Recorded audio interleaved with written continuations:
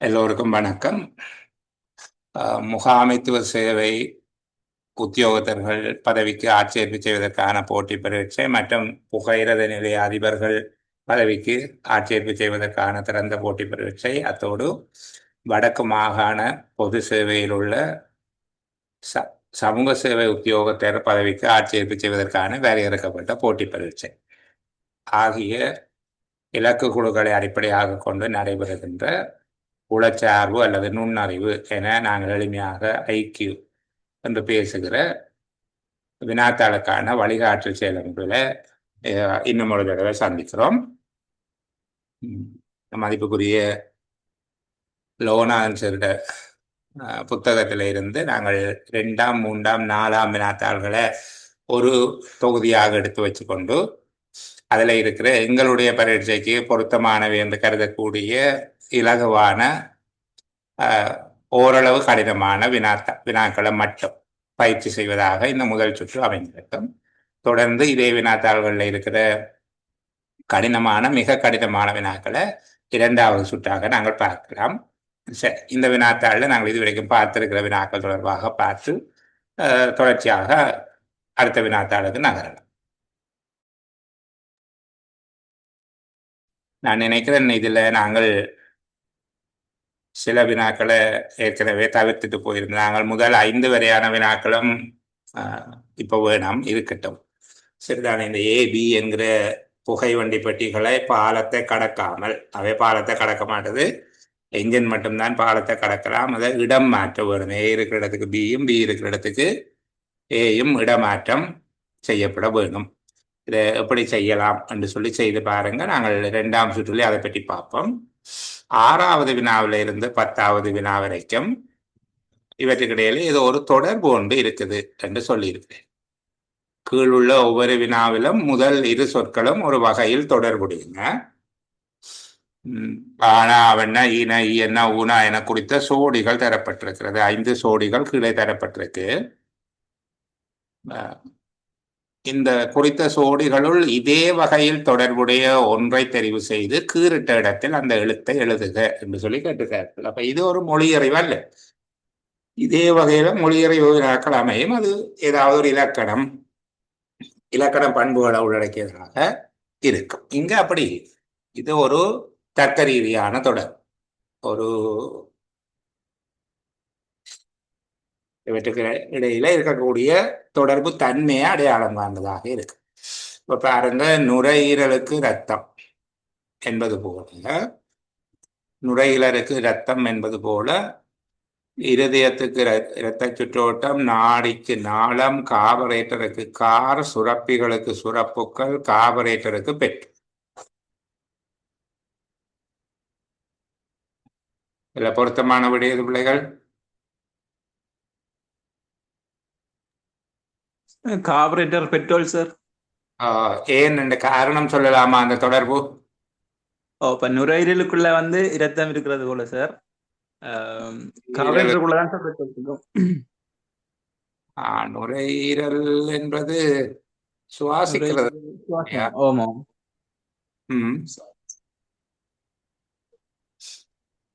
இப்ப இங்க வேற தொடர்புகள் பொருத்தமில்லை. இப்ப இருதயத்துக்கு இரத்த சுற்றோட்டம் என்பது இப்படி, நாடி நாளம், கார்பரேட்டருக்கு கார், அவர் சொன்னது போல இந்த நுரையீரலுக்கு ரத்தம் செல்வது போல, நுரையீரலுக்கு ரத்தம் சென்று வருவது போல கார்பரேட்டருக்கும் பெட்ரோல் போகும். சரிதானே? நுரையீரலுக்கு ரத்தம் போவது போல கார்பரேட்டருக்கு பெட்ரோல் போகும். இருப்பவற்றுக்குள்ள இதை ஒத்த தொடர்பாக இருக்கிறது ஊனா. அப்ப நாங்க விடை எப்படி எழுத வேணும்? இதுல கொண்டு போய் ஊனா என்று சொல்லி எழுத வேணும். சரி, அடுத்தது சுகம் 7வது. என்ன?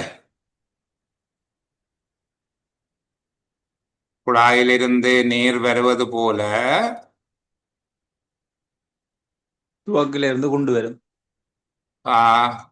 திருப்பி சொல்லுங்க. துவக்கு ஈனா சார். குண்டு துவக்கு. துவக்கிலிருந்து கொண்டு வரும். அதே போல வயரிலிருந்து மின்சாரமும் வரும். அப்ப அதான் பொருத்தம். துவக்கிலிருந்து குண்டும் வரும், வயர்ல இருந்து மின்சாரமும் வரும். ரெண்டும் ஒரே மாதிரி இருக்கு. இதுல மிக பொருத்தமானது எது? வயர் மின்சாரம் தான் சார். ஓ, ஏன் துவக்கில இருந்து கொண்டு வர்றது பொருத்தம் இல்லை? அதுக்குள்ள அது குறிப்பிட்ட அளவு தானே சார். அது அது ஒன்று தொடர்ச்சியான தொடுகை தன்மை. துவக்கிலிருந்து விடுபட்டு தான் கொண்டு வரும். என்ன, இது அப்படி இல்லை.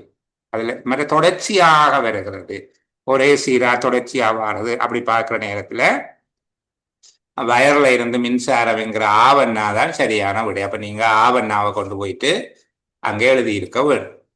சரிதானே? அடுத்தது தண்டனை மறியல் என்பது போல தீர்ப்பு நீதி வழங்கல், பிணையெடுத்தல் பிணை, யூரி நீதிபதி, பணம் சுற்றுமாற்று. நாங்க சொல்ற சுற்றுமாத்து போல என்ன. அடுத்து அவரிழைத்தல் குற்றம். அஞ்சாவது என்ன விளக்கம் என்று சொல்லுங்களேன் இருக்க பாப்போம். தண்டனை வந்து தண்டனை வந்து மறிய இது ஜெயில வைக்கிறது தானே மறியலன்னு சொல்றது சார். ஓ ஓ அது மாதிரி தவறுக்கு ஒற்று சொல் குற்றம். இந்த தண்டனைகள் எல்லாமே மறியலாக இருக்காது. ஆனா தண்டனைகள்ல ஒன்று மறியல். என்ன, தண்டனைகள்ல ஒன்று மறியல். அதாவது தண்டனை விதிக்கப்பட்டால் மறியல் கிடைக்கிறது போல ஒருவர் தவறிழைப்பாராக இருந்தால் அது குற்றமாக இருக்கும். சரிதானே? அப்போ தண்டனை வழங்கப்பட்டால் மறியல் கிடைப்பது போல தவறிழைத்தால் அது குற்றமாக இருக்கும். வேற பணம் மற்றதுகள் பொருத்தமாக இல்லை. அது சரியான விட. இப்ப நாங்கள் ஊனாண்டு எழுத வேணும். அந்த இடத்துல ஊனா என்று சொல்லி எழுதி இருக்க வேணும். சரியான விட செய்தாக்கள் சில பேர் என்ன கொஞ்சம் கண்டித்து கொண்டு அவங்க ஒன்றும் சொல்ல இல்லை இவர் என்று சொல்லி அப்ப நீங்க பார்த்துக்கொள்ளுங்க. சரி, நாங்கள் அடுத்த கேள்விக்கு போவோம். கொஞ்சம் இதை நான் இந்த பொக்ஸை சிறப்பிக்கிறேன். இப்படி செய்தா உங்களுக்கு வசதியாக இருக்கும் பார்க்கறது. சரியா? இப்படி செய்யும். இல்ல சார், 9வது கேள்வி இந்த டிஸ்பிளேல வேற இல்ல சார். 9வது கேள்வி வேற இல்லையா? சொல்லு. 9வது கேள்வி நாங்களும் பார்க்க இல்லை. அதானே நாங்க பட விட்டுட்டோமே. 10வது கேள்விதான் இதுல தெரியுது. சரி, 9வது கேள்வி. நாடா நீளம் என்பது போல நிமிடம், நேரம், அளவீடுகள், நிறை, கலண்டர், வருடம், நிறுத்த கடிகாரம், வேகம், மின்சாரம், பேட்டரி. ஆவண்ணா சார். 2வது. முதலாவதா? 2வது. அளவீடுகள் என்பது அளவீடுகள், நிறை சரியாக இருக்குமா? இல்ல சார், முதலாவதான் வரும். நிமிடம், நேரம். நிமிடங்களை பயன்படுத்தி நேரத்தை அளப்போம். மேல நாடாவை பயன்படுத்தி நீளம் அளப்பது போல கலண்டர், வருடம். நாடாக்களை பயன்படுத்தி நீளத்தை அளப்போம் நாங்கள். அதே போல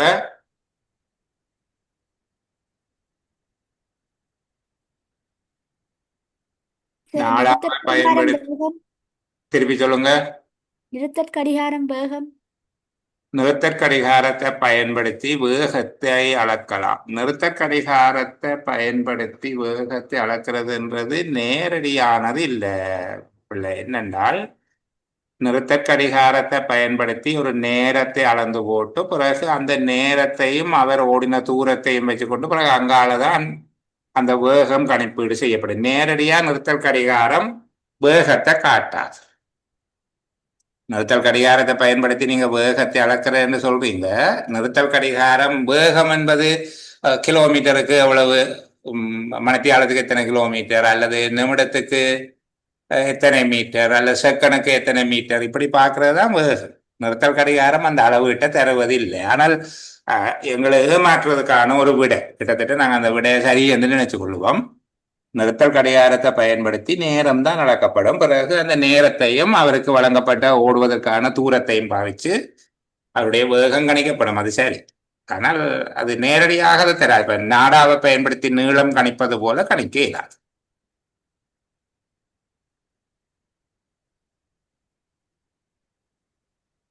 அதை தவிர்த்தால் வேற பொருத்தமான பிள்ளைகள் கலண்டர் வருடம் ரெண்டாவது சார் அளவீடு நிறை. அதுதான் இருப்பவற்றை கொண்டு பொருத்தமாக இருக்கக்கூடியது ஆவண்ணா தான். அளவீடுகள் நிறை என்பதுதான். அளவீடுகள் என்பது இப்போ தராசை பயன்படுத்துறது, அந்த அதாவது மெசர்ஸ் என்ன அளவீடுகள், எந்தெந்த அளவீடுகளை பயன்படுத்தி நிறைய அளக்கப்படும். ஒவ்வொரு பொருளுக்கும் ஒவ்வொரு விதமான நிறை தானே. அப்ப அளவீடுகளை பயன்படுத்தி நிறைய அளக்கலாம். நாடாவினை பயன்படுத்தி நீளத்தை அளப்பது போல அளவீடுகளை பயன்படுத்தி நிறைய அளப்பது என்பது பொருத்தமானது. ஆனால் முதல்ல ஒரு பிள்ளை சொன்னது போல நிறுத்தல் கடிகாரம் வேகம் என்பது எங்களுக்கு உடனடியாக வரக்கூடிய விடை. ஆனால் அது அந்த பெறுமதி அப்படி அது நேர தாரதில்லை என்கிறதால தான் நாங்கள் அதை தவிர்க்கிறோம். சரி, அடுத்தது அளவீடு சார். அளவீடுன்றது பொதுவானது தானே சார். இப்ப நாடான்றது குறிப்பிட்ட ஒன்று அளவு நாடா வச்சு நிலத்தில் அளக்குறோம். அதுபோல சார் அளவீடுகளை வச்சு நிறைய அளக்குறன்றது இல்லை தானே. அளவீடுகள்ன்றது நிறைய அளக்கக்கூடிய கருவிகள்ன்றது வேற. இப்ப தராசு அப்படி தந்திருந்தா பரவாயில்ல. தராசு நிறைய தந்திருந்தா ஓகே. நீளத்தை அளப்பதற்குரிய கருவியாக நாங்கள் நாடாக்களை பயன்படுத்துவோம். நாடாக்கள் என்றது ஒரு கருவி சார். நாடான்றது கருவி. ஆனா அளவீடுன்றது கருவி தானே சார். அளவீடுகள் என்று சொல்லுகிறது. அவர் எதை சொல்லுகிறார்? அளவீடுகள்னா நீங்க கேட்கறது அளவீடு என்ன பொருள்ல நீங்க கதைக்கிறீங்க? இப்ப நாங்க நிமிடம் நேரம் சரியா வரும் சார். இப்ப நேரத்தை அளக்குறது நிமிடம் பயன்படுத்துறோம். அளவீடுகளுக்கும் உயரம் நிறை எல்லாம் வரும் இல்ல சார். பொதுவா இல்ல வேற அளவீடுகளுக்கு உயரம் நிறை அது விளங்குது. ஆனா இருப்பவற்றுக்குள்ள என்னென்ன மற்றதுகளோடு ஒப்பிடுகிற நேரத்துல இப்ப நாங்கள் நாடாக்களை நீளத்தை அளக்கலாம் என்று சொல்வது போல நாடா என்றது எப்படி டேப்பை பாவிச்சு நீளத்தை அளக்கிறோம். நிமிடத்தை பாவிச்சு நேரத்தை அளக்கிறோம். அளவீடு நிறைய அளக்கிறோம். கலண்டரை பாவிச்சு வருஷத்தை அளக்கிறது இல்லை. அது டோட்டலா பொருத்தம் இல்லை. அதை விடுவோம். ஈனா சுத்தமா பொருத்தம் இல்லை. அடுத்தது மின்சாரத்தை பாவிச்சு பேட்டரி அளக்கிறோம் என்கிறதும் பொருத்தம் இல்லை. அப்ப மிச்சம் 3 விடயங்கள் இருக்குது. இப்ப இந்த நாடா நீளம் என்று சொல்லி வருகிற நேரத்துல நாடாவை வச்சு கொண்டு, அதாவது நீளத்தை காட்டுவதாக நாடா இருக்கும் இல்லையா? நீளத்தை காட்டுகிறது நாடாவின் மூலமாகத்தான் நீளம் காட்டப்படுறது. எவ்வளவு நீளம் என்று சொல்லுகிறது அந்த நீளத்துக்கு இருக்கிற நாடாவை வச்சு கொண்டு பார்க்கிறோம் என்று பார்க்கிறது என்றால் அப்ப நிறைய காட்டுபவை அளவீடுகளாக இருக்கு. அளவீடுகள் என்றால் கிராம், கிலோ, தொன் அந்த மாதிரியாக நிறைய காட்டுபவை அளவீடுகள். நீளத்தை காட்டுவது நாடா என்பது போல நிறைய காட்டுவது அளவீடு என்பது இருப்பவற்றுக்குள்ள பொருத்தமானதாக இருக்கும். நேரத்தை காட்டுவது நிமிடம் என்று சொல்லி தனியே இருக்கையிலாது என்றால் அது மணித்தியாலமும் காட்டும், வினாடியும் காட்டும். அதுல நேரத்தை காட்டுபவை நேரத்தையவே காட்டும், நிமிடம் காட்டும், வினாடி காட்டும், மணித்தியாலம் காட்டும் என்பது போல நீளத்தை சார் நாடா மட்டும் காட்ட மட்டும் தானே சார். இப்ப ட்ரூலர் அளவுகோல் காட்டும். நாடாங்கிறது நான் சொல்லுகிறது அந்த அளவுகோல்களை வச்சு கொண்டுதான் நாடா என்று சொல்லுது. என்னண்டா நீளம் என்பது எவ்வளவு தூரத்துக்கு நாங்கள் அந்த நீளத்தை எதை வச்சு நாங்கள் பிடிப்போம், கேப்ப பிடிச்சு பார்த்து தான் நீளத்தை அளப்போம். அதே போல இருக்கிறதுக்குள்ள எனக்கு இதுல இந்த விடைக்கு கொண்டு போறது என்றது 100% திருத்தமானது என்று சொல்லி வாதுகிறது என்ற நோக்கம் இல்லை. பிள்ளை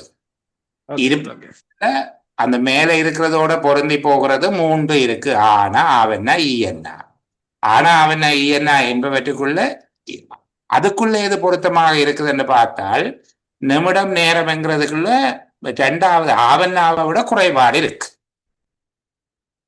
நான் திருப்பி பாக்க சார் ஓரளவு சரியா வரும்படாது சார். நீளத்துக்கு நாடா போல நிறைக்கு அளவீடுன்றது அல்ல. அதுதான் என்னென்றால் இருக்கிறதுக்குள்ள இதுதான் பொருத்தமாக இருக்குது. மிக துல்லியமான ஒரு விட வராது. சில நேரங்கள்ல நான் சொல்லுகிறது இந்த உளச்சார்பு சார்ந்த விடைகளை நாங்கள் சரியா எழுதிட்டோம் என்று நினைச்சு கொண்டு வரையக்குள்ள அவர் மார்க்கிங் ஸ்கீம்ல வேறு ஒரு விடையை கொடுத்திருக்கிற சந்தர்ப்பங்கள் கூட இருக்கு. நான் ரெக்கார்டிங்கிலேயே ஒரு உதாரணம் என்று சொல்லுகிறேன். ஒரு சின்ன பிள்ளைக்குரிய கேள்வி உண்டு. அந்த பிள்ளையோட ஒரு சின்னவா ஒரு தர்க்கம் போல இருந்தது. அவங்க சொன்னாங்க, நாங்க வீட்டுல ஆடு, மாடு, நாய், பூனை, சைக்கிள் இந்த 5ல வித்தியாசமானது எது என்று சொல்லி ஒரு குழந்தையில எடுத்திருந்தாங்க. ஆடு, மாடு, நாய், பூனை, சைக்கிள். நாங்கள் பொதுவாக எதை சொல்லுவோம்? சைக்கிள். யாரோ பேசுறீங்க விளங்க இல்லை. Cycle sir. சைக்கிள் சொல்லுவோம், ஆனால் இல்ல பூனை என்று சொல்லி அடம் பிடிச்சாங்க. அதுல ஒன்றும் செய்ய முடியல. அவங்களோட விடையில ஒரு சரியான தர்க்கம் இருந்தது. என்ன சொன்னாங்கன்னா மற்ற 4க்குமே நம்பர் தகடு இருக்குதாம், பூனைக்கு மட்டும் இல்லை என்று சொல்றாங்க. ஆடு, மாடு, நாய், பூனை, சைக்கிள் என்பவற்றில் பூனைக்கு மட்டும்தான் இலக்கத்தகடு இல்லை, மற்ற எல்லாத்துக்கும் இலக்கத்தகடு இருக்குது என்று சொன்னாங்க. இதுல எங்களுக்கு மற்ற எல்லாத்துக்கும் உயிர் இருக்கு, 4 கால் இருக்கு என்று எங்கள்கிட்ட தர்க்கம் இருக்குது. இப்ப நான் அதுதான் விட சரி என்று சொல்ல இல்லை. அதே போல நீங்க அந்த 100% துல்லியமாக இல்லை இதுதான் என்று சொல்லி சொல்லுகிறது இல்லை, இருப்பவற்றுக்குள்ள இது சிறந்த விட. நாங்கள் ஒரு கலவை சேர்ந்த புத்தகத்தை பார்க்கலாம், நான் அதை பார்க்க விரும்புகிறேன் ஏனென்ற சில நேரம் அதை எங்களை பிள்ளைய மிஸ்கைட் பண்ணும், எங்களை சிந்திக்க விடாது. இது சரியாக இருக்கும் பிள்ளைகள். நிறுத்தல் கடிகாரம் என்கிறது வேகம் பார்க்க நேர சரி போல இருந்தாலும் உங்களுக்கு ஸ்டெப் வாட்ச் தெரியும் தானே, அது எத்தனை மைக்ரோ செகண்ட் மட்டும்தான் காட்டும், அல்லது எத்தனை செகண்ட் மட்டும்தான் காட்டும். அது வேகத்தை காட்டாது, வேகம் என்கிற அழகை அது தராது. ஆகவே தான் நிறுத்தல் கடிகாரத்தை எடுக்கிறேன். நிமிடம் நேரம் என்பது பொருத்தமாக இருக்கும். நேரத்தை நிமிடத்தில் அளக்கலாம், ஆனால் நிமிடத்தில் மட்டும் அளப்பதல்ல. அது மணித்தியாலம், வினாடி என்கிற மேல்கீழ் அளவீடுகளும் வருவான. நிறைய அளவீடுகளினால அளக்கலாம் என்பது இருப்பவற்றுக்குள்ள பொருத்தமான விடை. அடுத்த கேள்வி போட்டா குடிந்து. ஆம் சார். சரி, 10வது கேள்வி போவோம். இவருடைய சம்மதத்தை காணையில 10வதுக்கு போவோமா? ஓம் சார் போவோம். உணவு பசி. சரி சரி சரி, உணவு பசி என்பது போல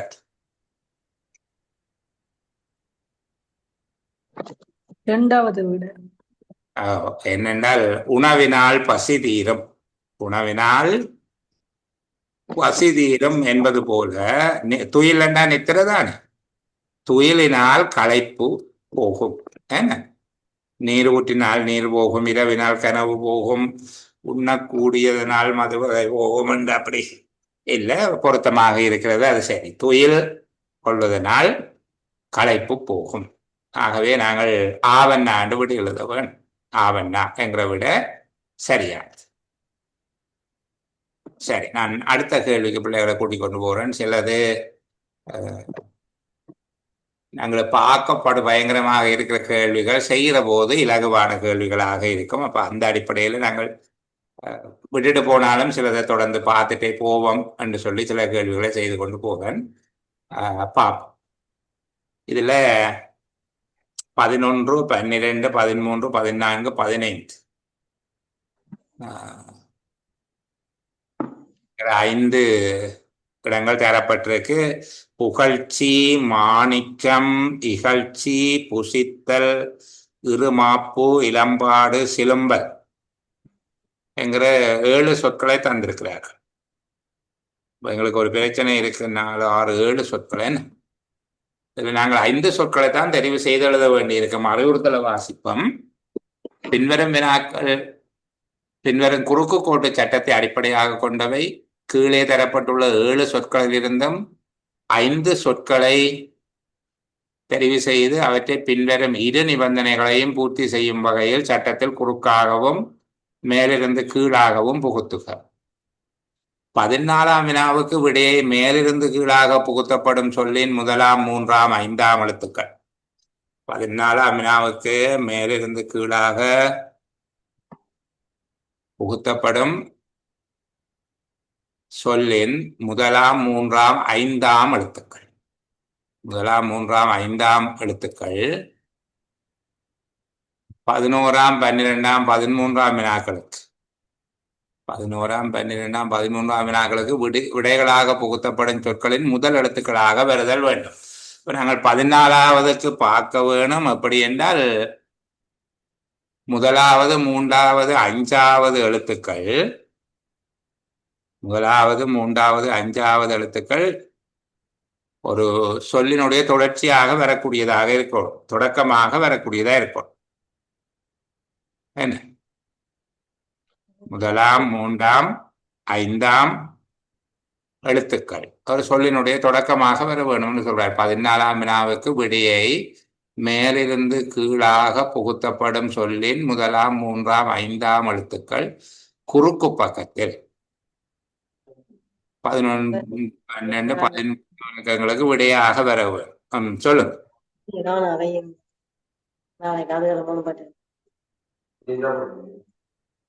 திருமாப்பு.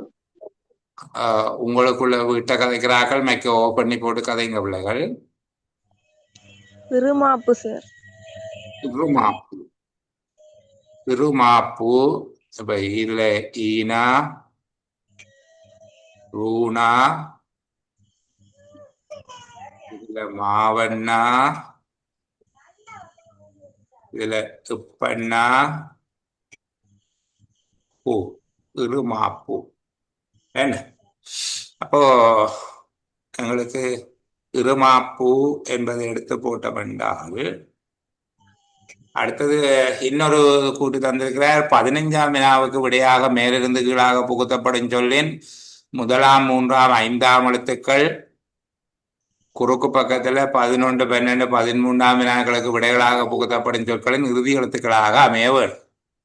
15ஆம் 12 மாணிக்கம். அம்பலா, சிலும்பல். சிலும்பல். சிலும்பல். சிலும்பல்.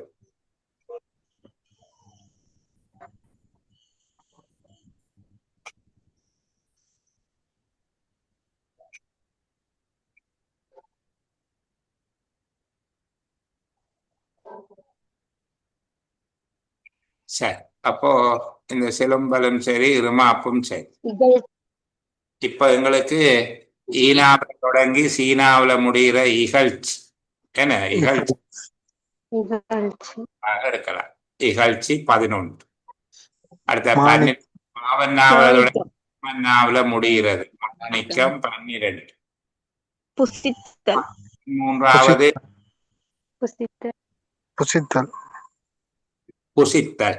13வது புசித்தல்.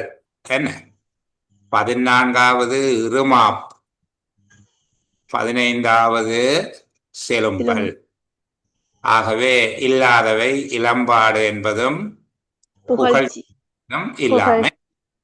சரி, இளம்பாடு என்பதும் புகழ்ச்சி என்பதும் இல்லை. மற்றது பொருத்தமாக வருகிறது. மாணிக்கம் நாங்கள் எழுதி பார்க்க இல்லை, ஆனால் எழுதினா சரியா வருது. சரியா? இது கொஞ்சம் முதல் சுற்றில விட்டுட்டு போனது கவலை. சின்ன இலகுவான கேள்வியை அப்படி விட்டுட்டு போயிட்டோம். 5 கேள்விக்கும் 10 புள்ளி வருமெண்டா உடனே நாங்கள் எடுத்திருக்கக்கூடியதாக இருக்கும். அதே போல இன்னும் ஒரு கேள்வி கொஞ்சம் கடினமாக தெரிந்தது போல இருந்ததுல நாங்கள் விட்டுட்டு போனோம். ஆனால் இலகுவாக இருக்குது போல பார்ப்போம். அந்த கேள்வியையும் பார்ப்போம் பிள்ளைகள். சரி, இப்ப இதை அளிக்கிறேன்.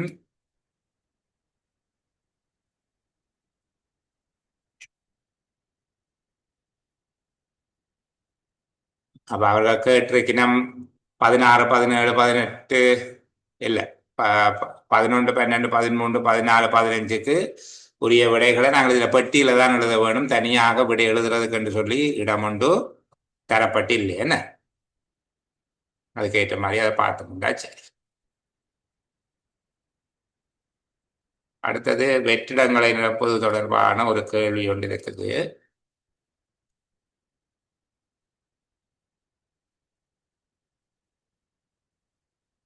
இதுலயும் சில வகையான நுட்பங்கள் இருக்குது. ஒரு கால் பார்ப்போம் பிள்ளைகள். அந்த நுட்பங்களை பார்க்கறது நல்லது. ஸ்கிரீன் தெரியுது தானே? தெரியுதா ஸ்கிரீன்? சரி, இதுல சொல்லப்பட்டிருக்கு பாருங்க. பின்வரும் வினாக்கள் ABCDE எனும் வெற்றிடங்களை கொண்ட பின்வரும் வரிப்படத்தை அடிப்படையாக கொண்டவை. பின்வரும் வரிப்படத்தை அடிப்படையாக கொண்டவை. இவ்வரிப்படம் பூர்த்தி செய்யப்படும் பொழுது ஒவ்வொரு நிரலிலும் ஒவ்வொரு வரிசையும் இந்த 3, 6, 9, 10 குறியீடுகளை கொண்டதாக இருக்க வேணும் என்று சொல்லப்பட்டிருக்கு. 10 குறியீடுகளை கொண்டதாக இருக்கும்.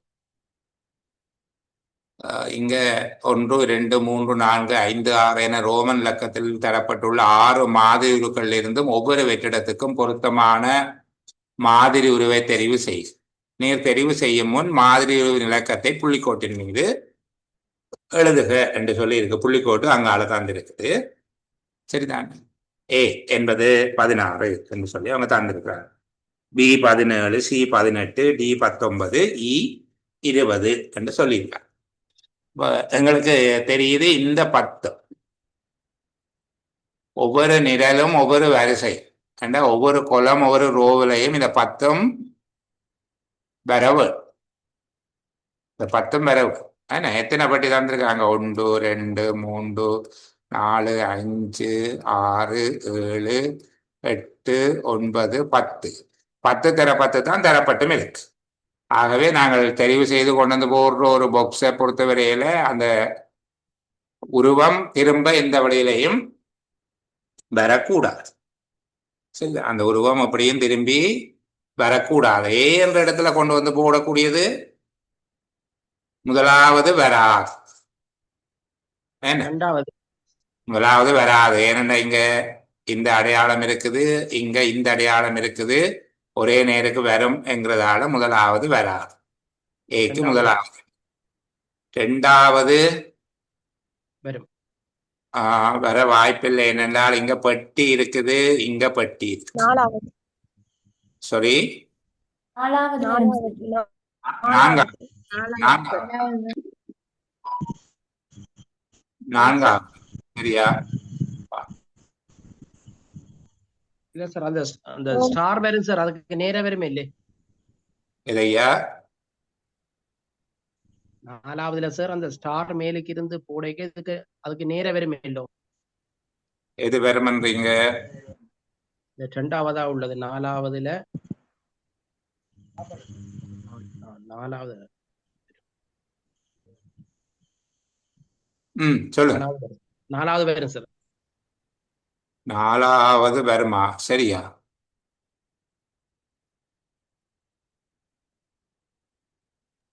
இல்ல 4வதுல அந்த முதலாவது 2வது சார், இந்த 2வதுக்கு நேர் இருக்கு.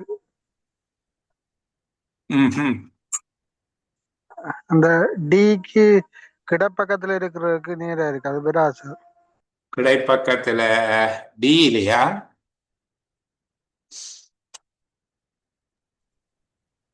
முதலாவது 2 இல்ல. சரி, 4வதுல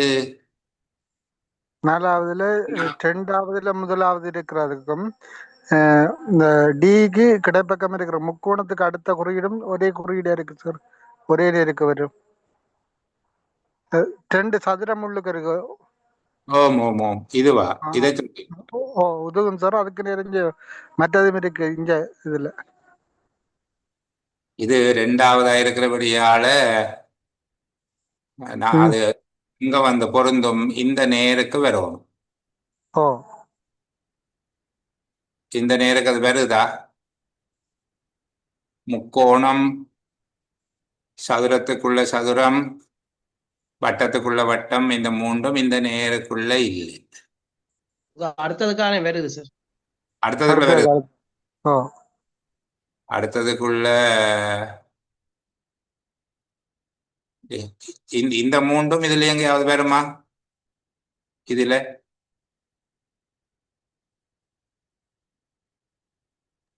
வராது. அப்ப அது வரும் சார். வரையில தானே? இல்ல இல்ல, இதுல இருக்கிற 3ம் இதுல இருக்கிற 3ம் இதுல ஒரு இடம் வர இல்லை. சரிதானே? அப்போ 4வது போடக்கூடியதாக இருக்குது. எங்களுக்கு அந்த இப்ப இதே சரி 4வது இதுல கொண்டு வந்து போடும். ஏயில கொண்டு வந்து 4வத போட்டாச்சு. சரியா? 4வத போட்டோம் என்றால் அடுத்த பியில கொண்டு வந்து வைப்போம். பியில நாங்கள் பார்க்கிறோம். இப்படி இந்த மேல இருந்து கீழே பார்க்க வேணும். முதலாவது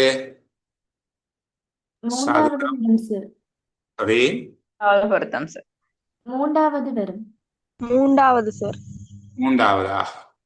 3வது இந்த 3 அடையாளங்களும் அங்க இருக்குதா? இல்லை. அடுத்த நேருக்கு அடுத்த 3 அடையாளங்களும் இருக்குதான்னு பார்க்க வேணும். இல்லை. அடுத்த நேருக்கு அடுத்த 3 அடையாளங்களும் இல்லை. சரி, அது நீங்க சொல்ற சரி. அப்ப இதுல கொண்டு வந்து நாங்கள் 3வத போட்டோம்.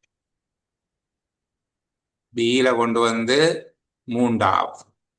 சார் சரியா? அதுல சார் மூன்றாவதுல வர ரெண்டாவது அந்த சதுரத்துக்குள்ள ஒரு புள்ளி மாதிரி இருக்கிற வட்டி புள்ளி அதுக்கு நேர வருது சார்.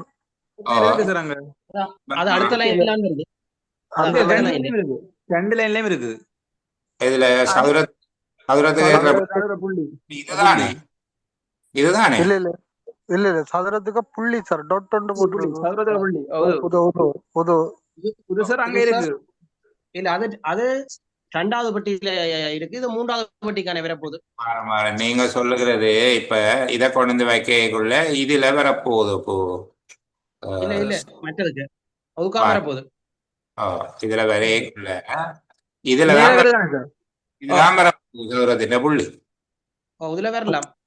அதுக்கு நேர வருதானே சார்? கீழே அதுக்கு நேர பேர் அடுத்த பட்டிக்கு இருக்குல்லோ.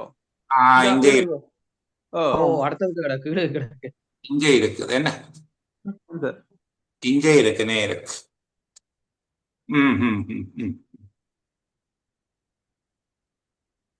அப்போ அதுக்கு மூன்றாவத போடலாம். முதலாவது சார். முதலாவதா? முதலாவது சார். அதை கொண்டு வந்து போடுங்க. சதுரத்துக்குள்ள பட்டி வட்டம் அந்த நட்சத்திரம் ஒன்றையும் காண இல்லை. சரி, நாங்க முதலாவதை போட்டு பார்ப்போம். முதலாவது வராது சார். முதலாவது சார் அந்த ஸ்டார் நேருக்கு வருது கீழே கிடக்கு. ஸ்டார். நாலாவது இல்ல முதலாவது முதலாவதுல ஸ்டார் வருமா? கீழே அதுக்கு வருது இல்ல சார். முதலாவதுல அந்த கீழ் லைன்ல வருது. கீழ் லைன்ல ஸ்டார் இங்க தானே ஐயா வருது? இல்ல இல்ல இல்ல அதான் அந்த லைனுக்கு நேரே இல்ல வரும் சார். அந்த லைனுக்கு நேர் அதே ஸ்டார் அதுக்கு முன் லைன் நானே வரும் இங்க. சார் மூன்றாவது கரெக்டா இருக்கு சார். பாருங்க முதலாவது வரா சார். இந்த ஸ்டார் வந்து அதுக்கு வர போகுது. மூன்றாவது போடைக்குள்ள என்ன நடக்குது என்றால் இந்த இதுல வருது தானே இந்த அடையாளம். பாருங்க, இப்ப நான் இதை எல்லாத்தையும் அழிச்சு போட்டு காட்டுறேன். இப்போ இதுல வருகிற அடையாளம் இருக்குதானே இந்த அடையாளம். அது இப்படி இதுக்கு நேரோ வந்துடும். இந்த அடையாளம் ஏற்கனவே இருக்குது. அதனாலதான் மூன்றாவது பொருத்தம் இல்லை என்று சொல்றோம்.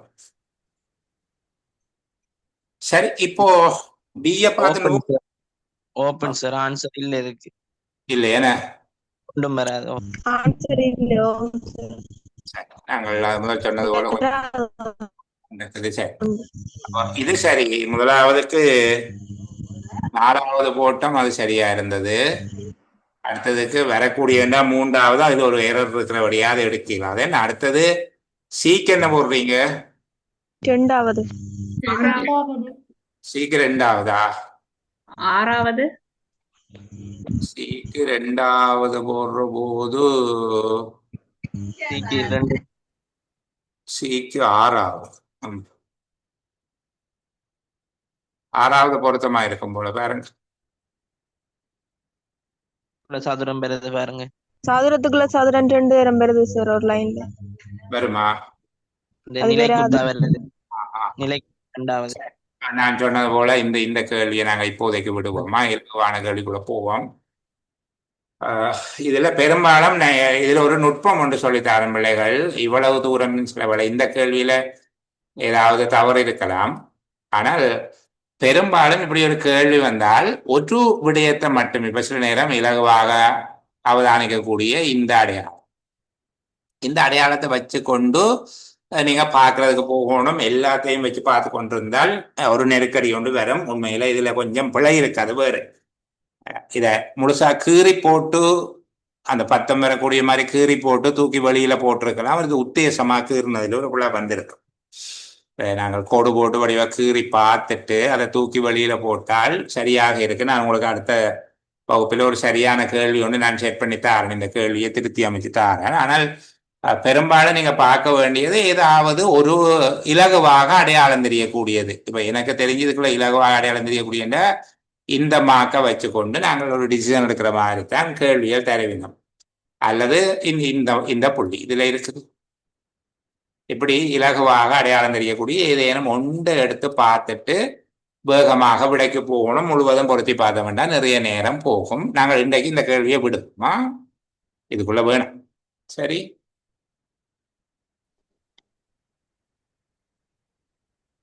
சரி. அடுத்தது அந்த கால் மேசு அடுக்கு அந்த ரெண்டையும் விடுகிறேன். விட்டுட்டு அடுத்த இந்த கேள்விக்குள்ள போகிறேன். இந்த கேள்விகளை பார்ப்போமா? இதுல ஒரு கேள்வி ஒன்று இருக்குது. இந்த நெருப்பு பெட்டி கணக்கு அறம் செய்து பார்த்த ஆக்கள் இருக்கிறீங்களா? செய்து பார்த்தீங்களா? விட எதுவும் வந்ததா? விட சொல்ல தேவையில்லை. இப்படி சில நேரங்கள்ல இந்த ரிவர்ஸ்ல ஒர்க் பண்ற கணக்குகள் ஒன்று தருவினோம். அப்படியான கணக்கு அதிகம் சிரமப்பட தேவையில்லை. நாங்கள் கொஞ்சம் பார்த்துட்டு போவோம். இது அவ்வளவு கடினமா இருக்காதுன்னு நம்புறேன். நெருப்பு பெட்டி ஒன்றில் 48 குச்சிகள் உண்டு. சமமற்ற 3 குவியலாக அவை கொட்டப்படுகின்றன. சமமற்ற 3 குவியலாக அவை கொட்டப்பட்டிருக்கு. 2வது குவியலில் எவ்வளவு குச்சிகள் உண்டோ அதே அளவு குச்சிகள் 1வது குவியலில் இருந்து எடுத்து 2வது குவியலுடன் சேர்க்கப்படுகின்றது. கொஞ்சம் கவனம் பிள்ளைகள். குழந்தைகளோட இருக்கிறார்கள். மைக்கில கவனம் அணுங்க பிளீஸ்.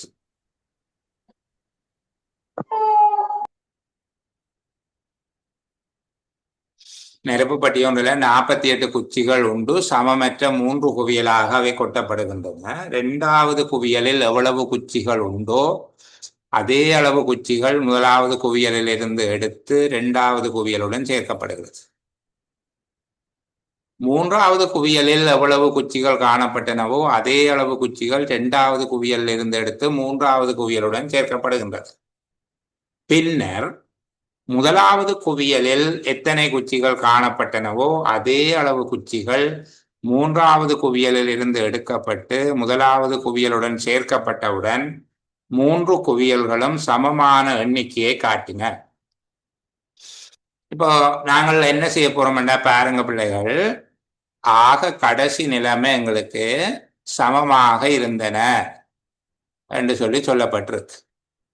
16 16 16 இப்படிதான் இருக்கு.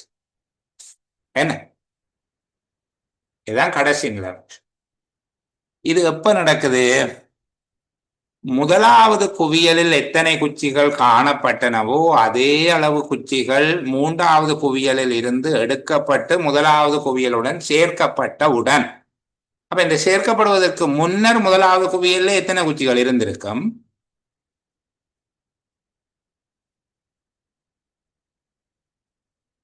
என்ன கேள்வி விளங்குதா? 1வது குவியல்ல எத்தனை குச்சி இருக்குதோ அதே அளவு குச்சி 3வது குவியல்ல இருந்து எடுத்து 1வது குவியல்ல சேர்க்கப்பட்ட பிறகுதான் 3ம் சமனாக இருக்குது. அப்ப சேர்ப்பதற்கு முன்பாக 1வது குவியல்ல எத்தனை குச்சி இருந்திருக்கும்? 16 வாசி சார். எத்தனை இருந்திருக்கும்? 8. இங்க 8 இருந்திருக்கும். 1வது குவியல்ல 8 இருந்திருக்கும். 2வது குவியல்ல 16 இருந்திருக்கும். 3வது குவியல்ல 24 இருந்திருக்கும். சரிதானே?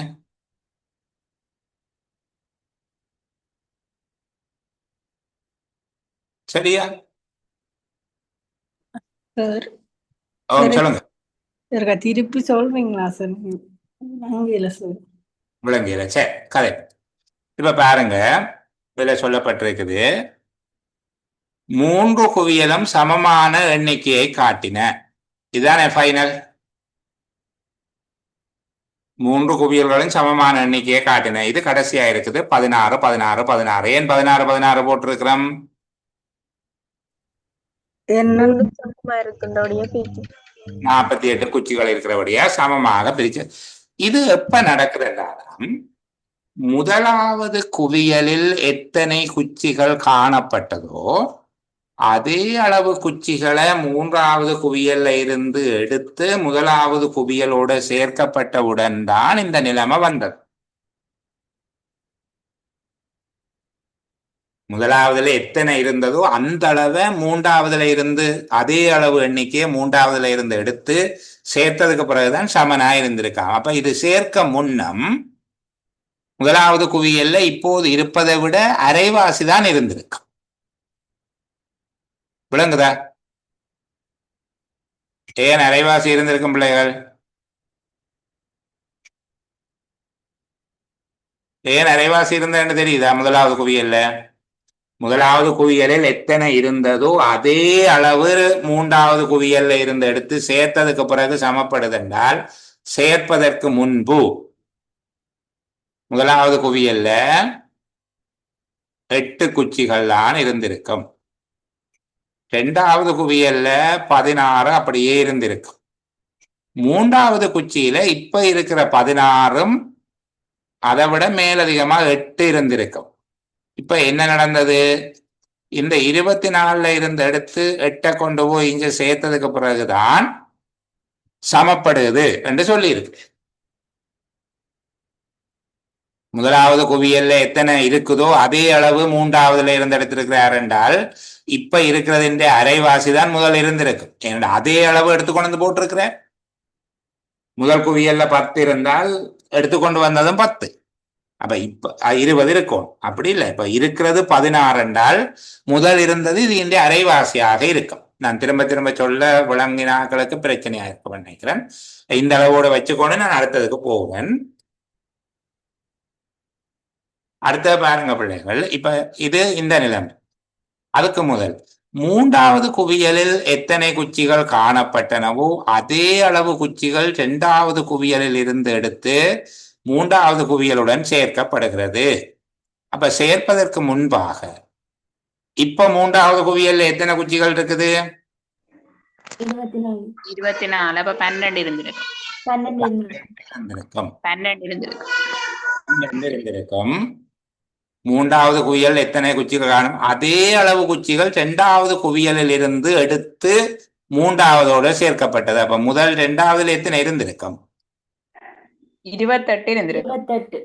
28. இங்க சேர்க்கப்பட்ட 12 இருந்திருக்கும். இங்க 8 தான் இருந்திருக்கு. என்ன? இங்க 8 தான் இருந்திருக்கும். அதுக்கு மேல போகிற நாங்கள் இரண்டாவது குவியலில் எவ்வளவு குச்சிகள் உண்டோ அதே அளவு குச்சிகள் முதலாவது குவியலில் இருந்து எடுத்து இரண்டாவது குவியலுடன் சேர்க்கப்படுகிறது. இரண்டாவது குவியலில் எவ்வளவு குச்சிகள் உண்டோ அதே அளவு குச்சிகள் முதலாவது குவியலில் இருந்து எடுத்து இரண்டாவதுல சேர்க்கப்படுது. இப்ப இரண்டாவதுல 28 இருக்குன்றால் இது இந்த நடந்ததுக்கு பிறகுதான் 28 இருக்கு.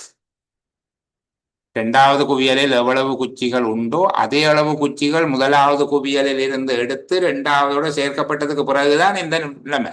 சேர்க்க முன்னம் என்ன நிலைமை இருந்திருக்கும்? 14 இருந்திருக்கும். இங்க 12 இருந்திருக்கும். அதுல மாற்றம் இல்லை. இதுல குறைகிற 14ம் எங்க இருந்திருக்கும்? 22ஆக இருந்திருக்கு. பாருங்க, இப்ப முதல் 22, 14, 12 இருக்கு. என்ன செய்யணும்? இரண்டாவது குவியல்ல எவ்வளவு குச்சி இருக்கோ அவ்வளவு குச்சி முதலாவதுல இருந்து எடுக்கணும். அப்போ இரண்டாவதுல 14 இருக்குது. முன்னுக்கு இருந்து 14 எடுத்து போட்ட உடனே திருப்பி அது 28,000. மற்றதுகள் மாற்றம் இல்லை. பிறகு மூன்றாவது குவியல்ல எத்தனை குச்சி இருக்கோ அதே அளவு குச்சியை இரண்டாவது குவியல்ல இருந்து எடுத்து மூன்றாவதுக்கு போடுங்க. இப்ப மூன்றாவது குவியல்ல 12 இருக்குது. அதே அளவு இரண்டாவதுல இருந்து எடுக்க 28ல இருந்து 12 போன உடனே நடுவில் 16 ஆகுது. பின்னுக்கு 24 ஆகுது. பின் முதலாவது குவியலில் எத்தனை குச்சி இருக்குதோ அதே அளவு குச்சியை மூன்றாவது குவியல்ல இருந்து எடுக்கணும். முதலாவது குவியல்ல இப்ப இருக்கிற 8 அதே அளவு குச்சியை 24ல இருந்து தூக்கி எடுத்து போட்ட உடனே எல்லாம் சமனாக வந்துடுது என்று சொல்லுது. அப்ப இது கீழே இருந்து மேல செய்து கொண்டு வந்தால் சரியாக வரும். சரியா? ஆனால் இதுக்கு 6 புள்ளி கொடுத்திருக்கணும். நாங்கள் 6 நிமிஷம் செலவழிக்கிறாத அதோட குறைஞ்ச நேரத்துக்குள்ள செய்யக்கூடியதாக இருக்கும். ஆரம்பத்தில் ஒவ்வொரு குவியலிலும் இருந்த குச்சிகள் எண்ணிக்கை என்றுதான் கேட்டிருக்காங்க. அப்போ இங்க அதுக்குரிய விடையை நீங்கள் கொடுத்தீங்கன்னா சரி. ஆரம்பத்தில் ஒவ்வொரு குவியல்லையும் எத்தனை குச்சி இருந்தது என்றதான கேள்வி. அப்போ முதலாவதுல 22 இருந்திருக்கும். அடுத்ததுல 14 இருக்குது.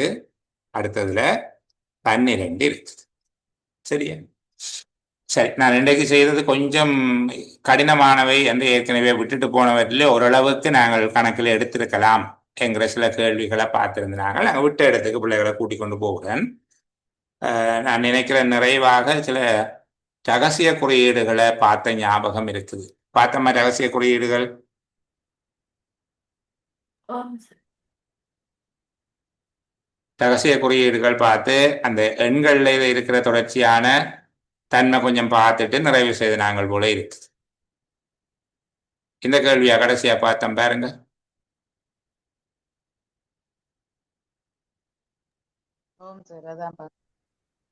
இதான பார்த்து நாங்கள் 60வது செய்தாச்சு. முதலாவது பேப்பர் செய்தாச்சு. சரி, அப்போ நான் 2வது வினாத்தாளில் இருக்கிற எங்களுக்கு பொருத்தமான வினாக்களோட இப்போதைக்கு போவோம். 2வது வினாத்தாளையும் இருக்கிற இந்த கேள்விகள் செய்யப்பட்டுடுதல் நினைக்கிறேன். பின்னுக்கு இருக்கிற ரகசிய குறியீடு, கண்டனம், கடலரன், தண்டுலம், சந்திரன், தினகரன், கந்தரம் என்பவற்றை கண்டுபிடிக்கிறது. ஒரு தம்பியோரால் அனுப்பியிருந்தவன் இன்னொரு கேள்வி தமிழ்ல இருக்கிற கேள்வி ஒன்று நான் அதை வச்சிருக்கிறேன், நாங்கள் திரும்ப செய்வோம். அதே போல இன்னும் ஒரு ஆள் பிரித்திகா ஒரு கேள்வி ஒன்று அனுப்பியிருந்தது. இந்த நான் வச்சிருக்கிறேன் அந்த கேள்விகள் நிறைவாக நேரங்களை கேட்க அதை செய்து விடுகிறேன். சரி, இப்போ நாங்கள் இதில் இந்த கீழ் இருக்கிற கேள்வி பார்க்க தேவையில்லை பிள்ளைகள். இந்த கேள்வியை பார்ப்போம்டா, சரியா? இன்னும் நேரம் சிக்கனமா பார்க்கக்கூடிய மாதிரியாடும் வடிவா இப்படி இடத்தையும் சிக்கனப்படுத்தி பார்ப்போம். புலமை பரிசில் ஒன்று பெற்ற தமது மகளுக்கு தந்தை ஒருவர் ஒரு பாடசாலையை தெரிவு செய்தல் வேண்டும். அவர் தெரிவு செய்வதற்கு 5 பாடசாலைகள் இருந்தன. அப்பாடசாலைகளின் பெயர்கள் ABCDE என வைத்துக் கொள்வோம். AC என்பன பட்டதாரி ஆசிரியர்களுடைய கலவன் பாடசாலை. AC என்பன பட்டதாரி ஆசிரியர்களுடைய கலவன் பாடசாலைகள். CD என்பன உயர்ந்த பாரம்பரியங்களை பேணி வருவனவும் 2000க்கும் குறைவான மாணவர்களை உள்ளடக்கிய பாடசாலை. BE என்பன 1000க்கும் 1500க்கும் இடைப்பட்ட மாணவர்களுடைய பாடசாலை. பட்டதாரிகளை உடையதும் உயர்ந்த பாரம்பரியங்களை பேணி வருவதுமான பாடசாலை. பாரம்பரியங்களை பேணி வருவதும் 1200 மாணவர்களுடையதுமான பாடசாலை. உயர்ந்த பாரம்பரியங்களை பேணி வரும் 1800 மாணவர்களை உடையதுமான பாடசாலை.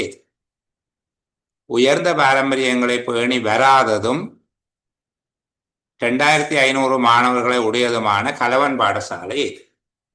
இந்த தகவல்களை நீங்கள் ஒரு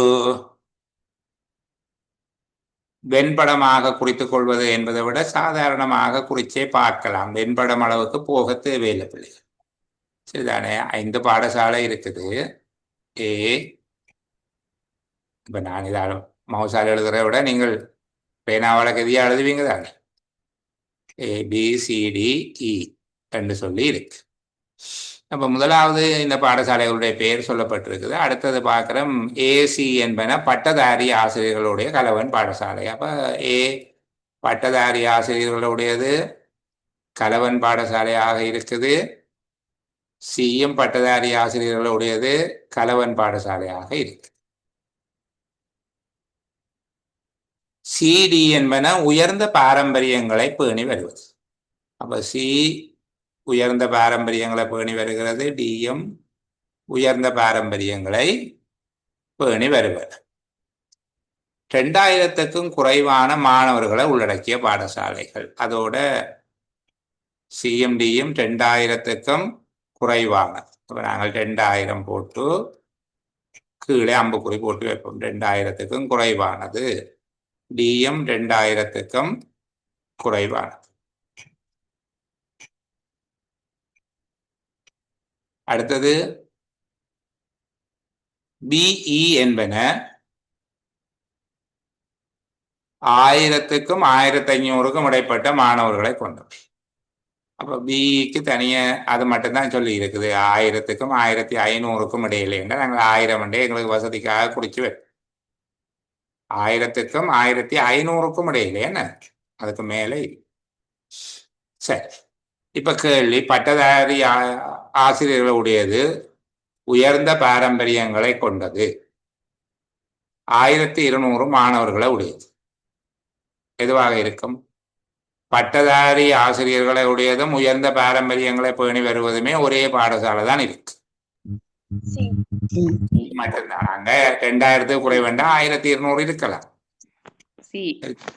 சி. உயர்ந்த பாரம்பரியங்களை பேணி வரும் 1800 மாணவர்களை கொண்ட பாடசாலை.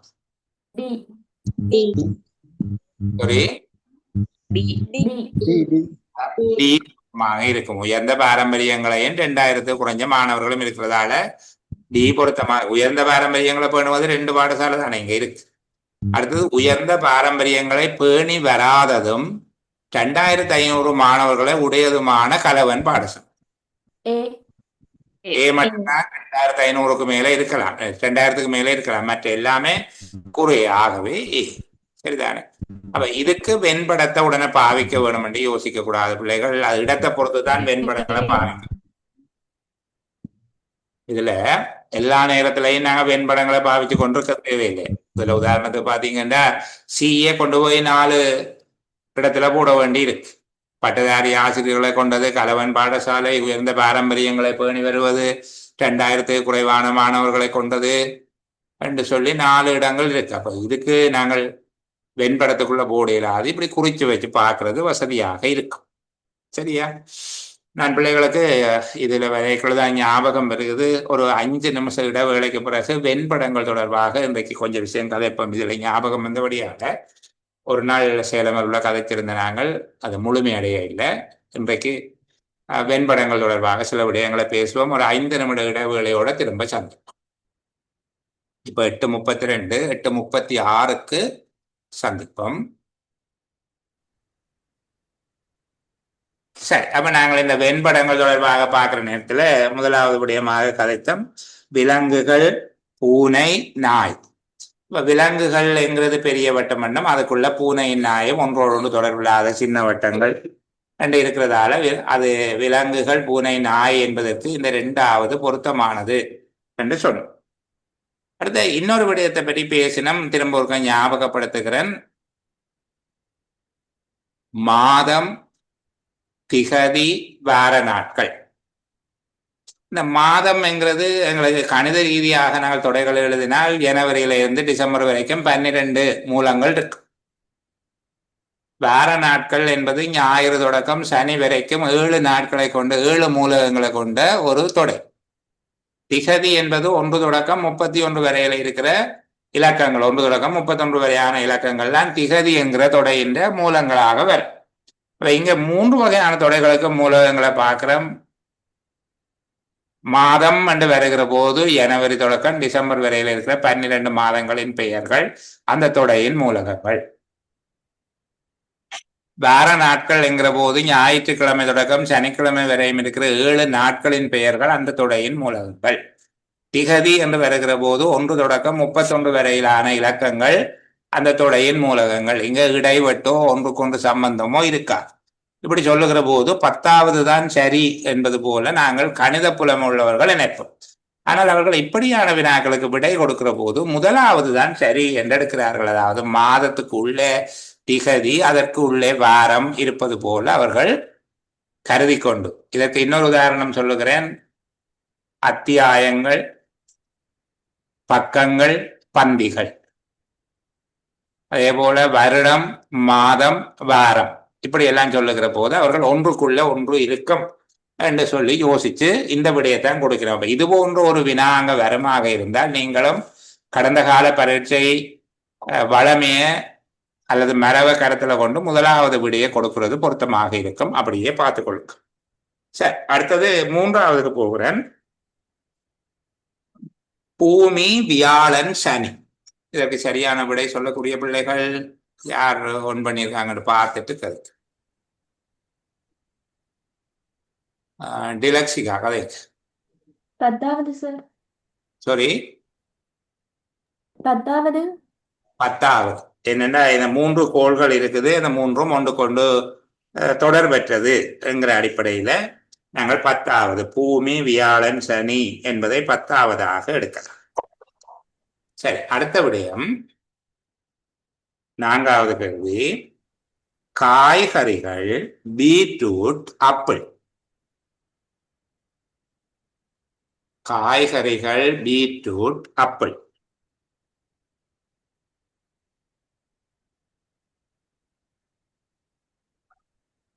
விக்னேஷ் பதில் சொல்லுங்க. நாலாவது சார். நான்காவது எப்படி விளங்கப்படுத்தி சொல்லுங்க. காய்கறிகள் அதுக்குள்ள பீட்ரூட் வரும், ஆப்பிள் பழமுண்டபடியா வெளியால வரும். அதுக்கு வெளியில வரும். சரி. அடுத்தது, பட்டதாரிகள் ஆசிரியர்கள் மனிதர்கள். பட்டதாரிகள் ஆசிரியர்கள் மனிதர்கள்.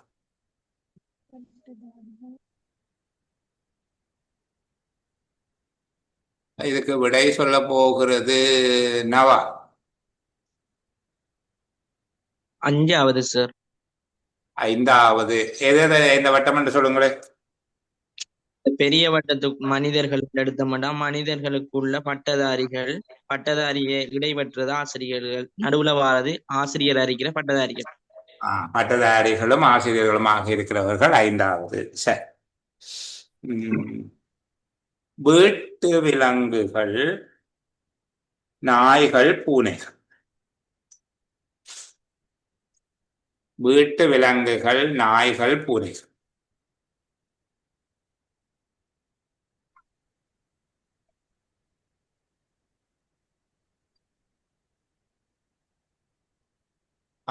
இதுல புருஷோத் சொல்லுங்க.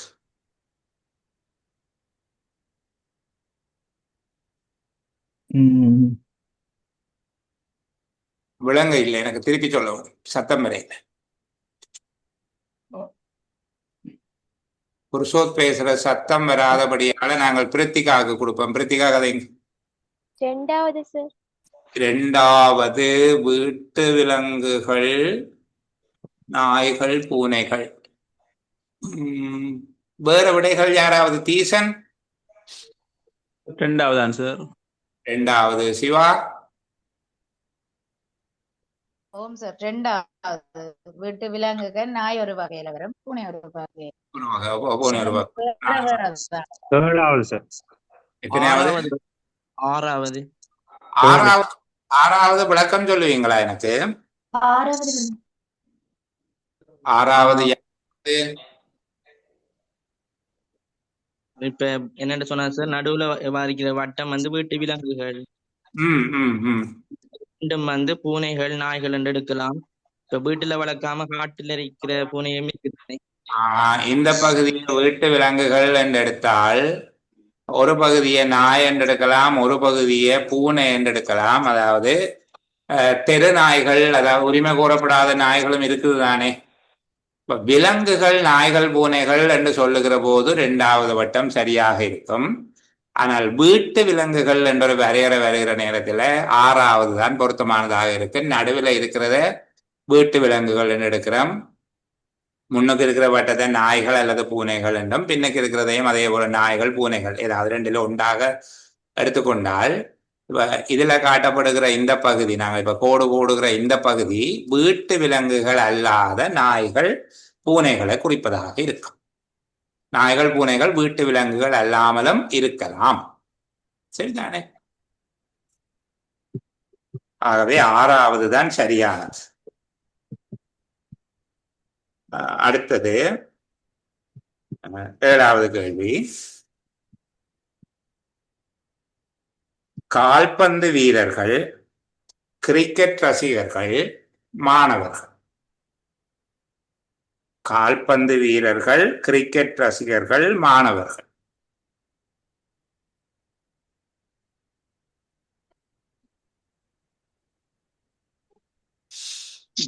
விடை சொல்லுகிறது நசீகா.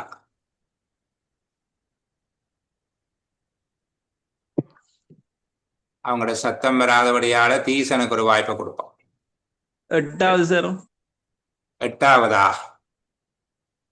சரியான விடை. என்னென்றால் இங்க மூன்றாகவும் இருப்பதற்கு வாய்ப்பு இருக்குது. ஒருவர் கால்பந்து வீரராகவும் கிரிக்கெட் ரசிகராகவும் மாணவராகவும் இருக்கலாம், மூன்றாகவும் இருக்கலாம். இந்த மூன்றும் இருக்கலாம். அல்லது இவற்றில ஏதாவது ரெண்டாக இருக்கலாம். என்ன? அல்லது ஒன்று மட்டுமாகவும் இருக்கலாம். ஏதேனும் ஒன்று மட்டுமாகவும் இருக்கக்கூடியதாக இருக்கும். ஆகவே 8வது என்பது சரியான விடை. அடுத்த கேள்விக்கு போவோம். பெண்கள், மருத்துவர்கள், தாய்மார்கள். பெண்கள், மருத்துவர்கள், தாய்மார்கள்.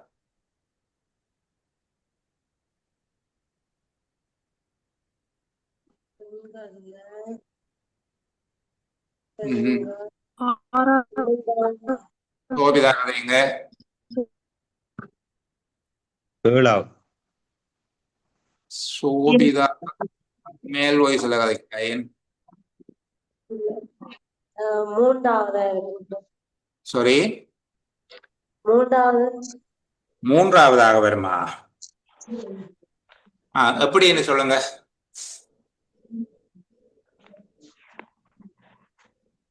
பெண்கள், பெரிய வட்டம். இந்த வெளியே இருக்கிற வட்டம் பெண்கள். சரி. மற்றது மருத்துவர்கள். எது மருத்துவர்கள்?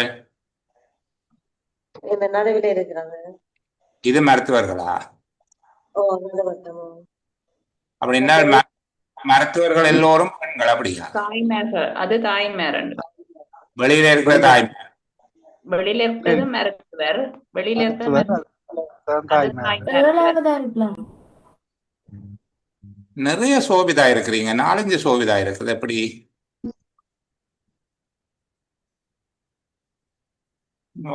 அஞ்சாறு ஆக்டிங் கொடுக்குறாங்க. சோபிதா சொல்லுங்க நீங்க. நான் அந்த இதுதான் சொல்லுங்க. பெரிய வட்டம், இது பெரிய வட்டம் பெண்களையும், மற்றது தாய்மார்கள், மற்றது மருத்துவர்கள். எது தாய்மார்கள்? அந்த பெரிய வட்டத்துக்குள்ளே இருக்கிற வட்டம். சரி, இது முதல் உங்களுக்கு ஐடியா வேற மாதிரி இருந்தது. அது மருத்துவர்கள் என்று சொல்லி, அப்ப பெண்கள், மருத்துவர்கள் எல்லோரும் பெண்கள் என்பதாக இருக்கும். அப்ப இதுதான் சரி. ஓகே, பெண்கள், பெண்களுக்குள்ளதான் தாய்மார்கள் இருப்பார்கள். மருத்துவர்கள் என்பது இப்ப இந்த பகுதி என்ன? நான் இப்ப சரி போடுற பகுதி என்ன? மருத்துவர்கள். சோபிதான்னு சொன்னான். ஒரு சோபிதா தான் கதைக்க வேணுமா? நான் கேட்கிற ஆட்கள் வாய்ப்பு கொடுங்க. இது மருத்துவராக இருக்கிற ஆண்கள். இந்த பகுதி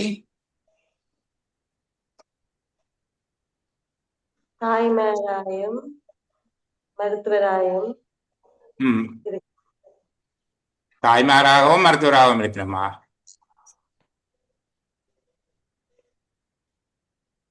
அப்ப நான் இந்த 5 என்று எழுதி. அது 3ஆயும் இருக்கிறாங்க. தாய்மார், பெண்கள். அப்ப நான் 4 என்று எழுதின பகுதி தாய்மாராயும் பெண்களாயும். தாய்மாரும். சரி, வினோஜாக்கு ஒரு வாய்ப்பு கொடுப்போம். வினோஜா என்ன கதைங்க? 4 என்று எழுதி இருக்கிற பகுதி தாய்மார் தவிர்த்து பெண்களா மருத்துவரா இருக்கிற பெண்கள். பெண் மருத்துவர்கள், ஆனால் அவர்கள் தாய்மார்கள் அல்ல. 3வது ஆண் மருத்துவர். ஆண் மருத்துவர்கள். என்ன? ஒன்று தாய்மார் அல்லாத மருத்துவர் அல்லாத பெண்கள். பெண்கள், அவர்கள் தாயும் இல்லை மருத்துவரும் இல்லை. 2வது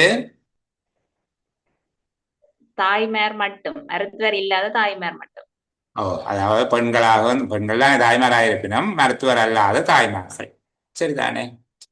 அந்த புரிதல் இல்லாவிட்டால் சில நேரங்களில் இந்த வட்டம் மாறுபடுறதுக்கு வாய்ப்பு இருக்குது. நான் சில வேளைகளில் 7வது எதிர்பார்த்தது. சரி, பரவாயில்ல. பெண்கள், மருத்துவர்கள், தாய்மார்கள் என்கிறது 3வது சரியான விடை.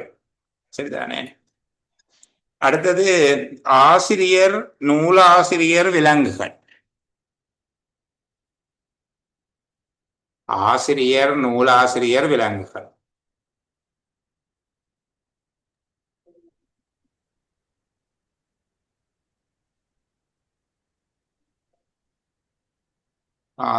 தீசன் சொல்லுங்க. 9வது சார். 9வது ஆசிரியர், நூலாசிரியர், விலங்குகள் ஆசிரியர்களாக இருக்க இயலாத அதை நாங்கள் வெளியில் எடுக்கிறோம். சரி, 9வது சரியான விட.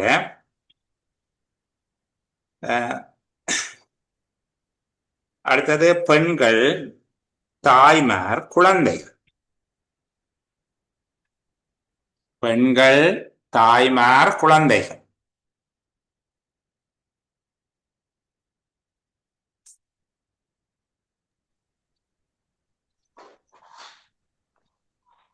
விக்னேஷ் கலைஞ். 7வது சார். 7வது. ஏன் 3வது வராது? தாய்மார் குழந்தைகள் செய்தாது சார். செய்யறாது. குழந்தைகள் தாய்மாராக இருக்க இயலாத. அது ரெண்டுக்கும் இடையில இடவிட்டு வரக்கூடாது. ஆனா தாய்மார் பெண்களுக்குள்ளதான் வர வேணும். குழந்தைகள்ல ஒரு பகுதி பெண்களாக இருக்கலாம். இப்ப நாங்கள் இதுல எக்ஸ் என்று குறிப்பிடுகிற பகுதி பெண்களா இருக்கலாம், ஆண்களாயும் இருக்கலாம். பெண் குழந்தைகள். பெண் குழந்தைகள். வை என்று சொல்லி குறிக்கிற பகுதி ஆண் குழந்தைகள். ஆண் குழந்தைகள். அப்போ அப்படி வரலாம். சரியா? இந்த 10 வகையான படங்களையும் துல்லியமாக அடையாளம் காணக்கூடிய மாதிரியாக நீங்கள் இதை குறித்து வச்சுக் கொள்ளுங்க. இந்த 10 படத்தையும் கீறுறதுக்கு நான் ஒரு 2-3 நிமிஷம் தாரன் ஆஃப் ரெக்கார்டிங்ல வைக்கிறேன்.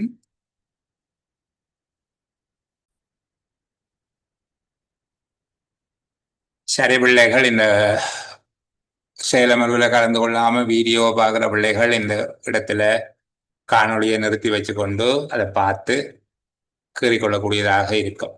சரியா? அதனாலதான் சிறிய நேரம் ஒளிப்பதிவும் வரக்கூடிய மாதிரியாக விட்டுருக்கு. நாங்கள் தொடர்ந்து இந்த வெண்படத்தோடு தொடர்புடையதாக அல்லது அது மாதிரியான தோற்றம் தரக்கூடிய வினாக்களை பற்றி கொஞ்சம் பார்ப்போம். இப்ப நாங்க பார்த்து கொண்டிருக்கிற வினாத்தாளில் அவ்வாறு இருக்கக்கூடிய வினாவுக்கு நான் உங்களை கூட்டிக் கொண்டு போகிறேன். இது 2வது வினாத்தாள் தான் பார்த்து கொண்டிருக்கிறேன். 2வது வினாத்தாளில் இது போன்ற ஒரு வினா ஒன்று இருந்தது. நான் அதை காட்டுறேன்.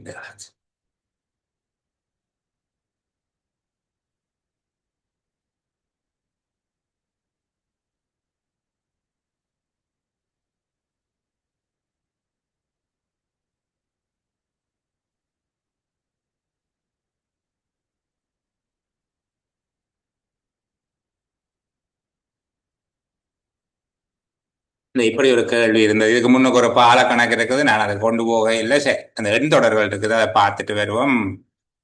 அதுக்கு முன்னுக்கு இந்த எடுத்த கேள்வி 17வது கேள்வி இதே வகையான கேள்வியாக இருந்ததுனால உங்கள்ட்ட அதை காட்டுகிறேன். பாருங்க.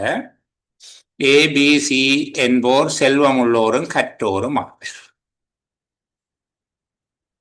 ABC என்போர் செல்வம் உள்ளோரும் கற்றோர். BD என்போர் கற்றோர் ஆயினும் பிரபல்யம் இல்லாதவர். இப்போ செல்வம் உள்ளவனும் கற்றவனும் பிரபல்யம் இல்லாதவனும் ஆகிய ஒருவன் யார் என்று ஒரு கேள்விதான் கேட்டுருச்சு. அப்ப 3 உள்ளார். செல்வம் உள்ளவன், கற்றவன், பிரபல்யம் இல்லாதவன். அப்ப பிரபல்யம் இல்லாததை குறிப்போம், பிரபல்யம் உள்ளவர்களை குறிக்கவன். சரிதானே? ABC என்போர் செல்வம் உள்ளோரும் கற்றோரும் ஆவர். BD என்போர் கற்றோர் ஆயினும் பிரபல்யம் இல்லாதவர். அப்ப Bக்கு 3 பண்பு வருது இல்லையா? செல்வம் உள்ளவனும் கற்றவனும் பிரபல்யம் இல்லாதவனும் ஆகிய ஒருவர் யார் என்று சொல்லி கேட்டிருக்கு. இப்ப நான் விளங்கக்கூடியதா போட்டு காட்டுறேன்.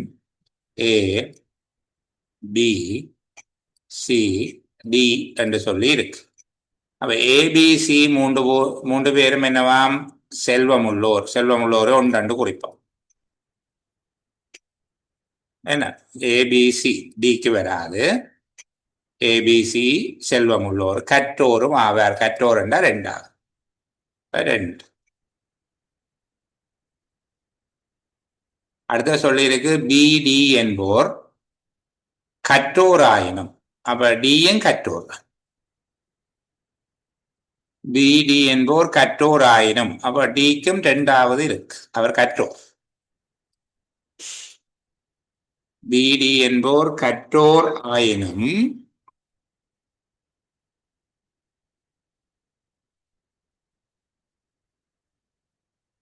பிடி ஆகியோர் என்போர் கற்றோராயினும் பிரபல்யம் இல்லாதவர். பிரபல்யம் இல்லாதவரை 3 எடுத்து வச்ச வேண்டாம். பியும் 3ஆவதுக்கு வருவார், டிக்கும் 3ஆவது வரும். பியும் 3ஆவது வரும், டியும் 3ஆவது வரும். இப்ப இங்க கேட்டது என்ன? செல்வம் உள்ளவன், கற்றவன், பிரபல்யம் இல்லாதவன், இந்த 3ம் இருக்கிற ஆளா என்று சொல்லி கேட்கிறாங்க. இது சாதாரணமா மனசால பார்க்கலாம். அவங்க ஏபிசி வருகினும் இங்க பியும் டியும் வருகினும் பி 2 இடத்துலையும் இருக்கிறார் என்று சொல்லி சரிதானே. அப்ப அது இலகுவாக பார்க்கலாம். இப்படி எழுதி பார்த்தால் நேரம் கூட போகும். நாங்கள் செய்து கொண்டு வர இப்படியான கேள்வி நான் அடுத்த சேலமருள்ள பிள்ளைகள் ஒரு தொகுப்பாக உங்களுக்கு தருவேன். ஒரே மாதிரியாக ஒரு 5 கேள்வி பார்க்குற மாதிரி. இப்போ இப்படி ஒரு கேள்வி பார்த்தா இப்படி ஒரு 5 கேள்வி தொடர்ச்சியாக பார்க்குற மாதிரியாக நாங்கள் அதை சொல்லலாம்.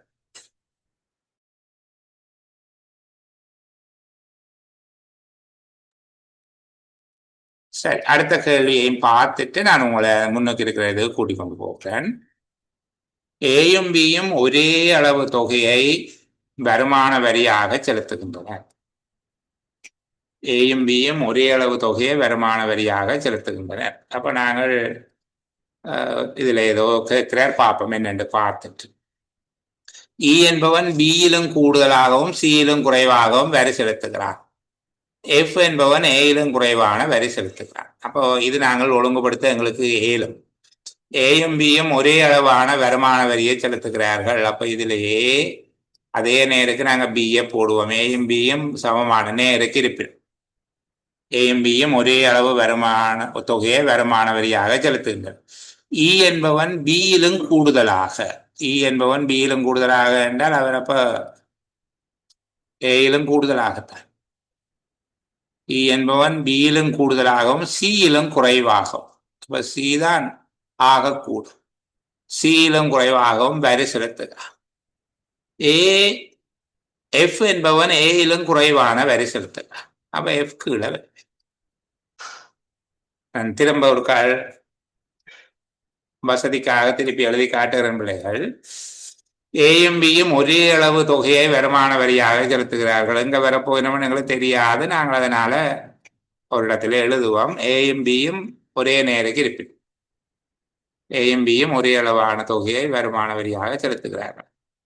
இ என்பவன் பியிலும் கூடுதலாக, அப்ப பிக்கு மேல வருவார். இ என்பவர் பியிலும் கூடுதலாகவும் சியிலும் குறைவாகவும், அப்ப சி இவருக்கு மேல், சியிலும் குறைவாகவும் வரி செலுத்துகின்றான்.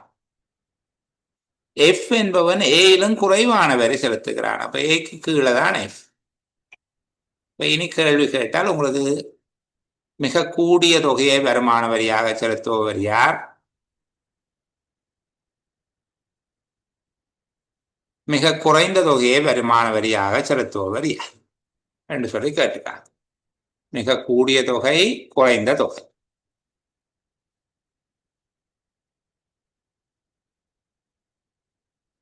கூடிய தொகையை வருமான வரியாக செலுத்துறது யாரு?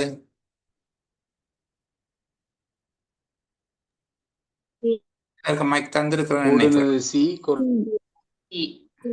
ஆகக்கூடிய வரி செலுத்துகிறவர் சி, மிக குறைந்த வரி செலுத்துகிறவர் எஃப் என்பதாக. சரி, இதுல ஒரு கொஞ்சம் பார்க்க கடினம் என்பது போல இருக்கிற கேள்வி. நாங்கள் அதையும் ஒரு அணுகி போட்டு நம்ம ஒன்று கூட்டிக் கொண்டு போகிறோம். இந்த பக்கத்தை முடிச்சுட்டு போறது நல்லது போல இருக்கு. இதுலயும் 2 கேள்விகள் தந்திருக்கிறோம்.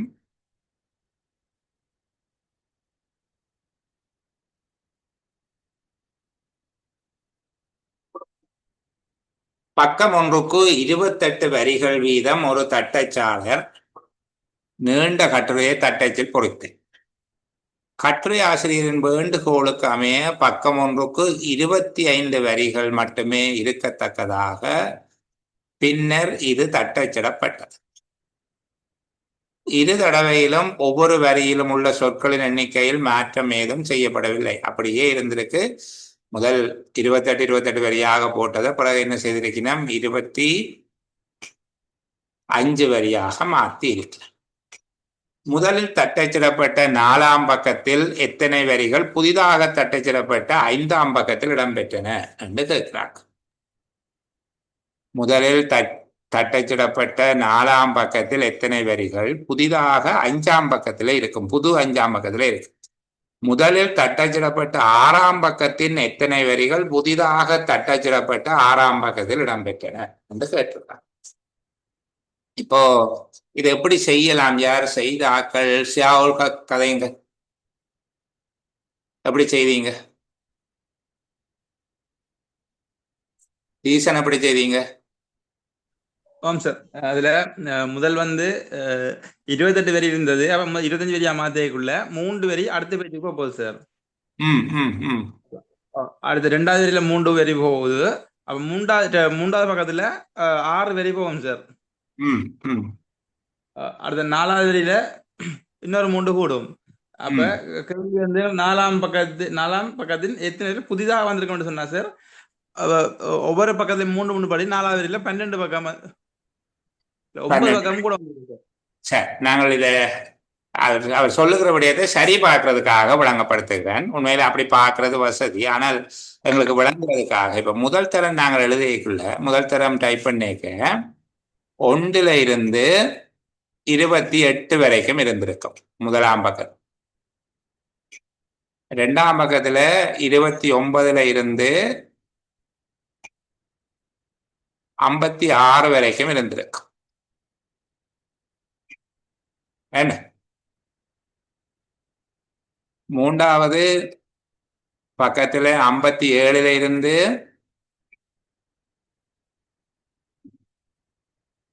84 வரைக்கும் இருக்கும். இது 28 3ஆல பெருக்கித்தான் போடுறேன்னா 28 3 3 24 2 மிச்சம் 3 2 6 2 8.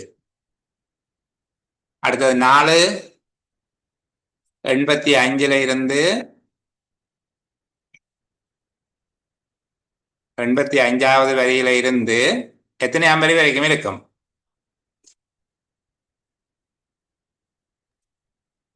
112வது வரி வரைக்கும் இருக்கும். 112வது வரி வரைக்கும் இருக்கும். என்ன அடுத்தது 113ல தொடங்கி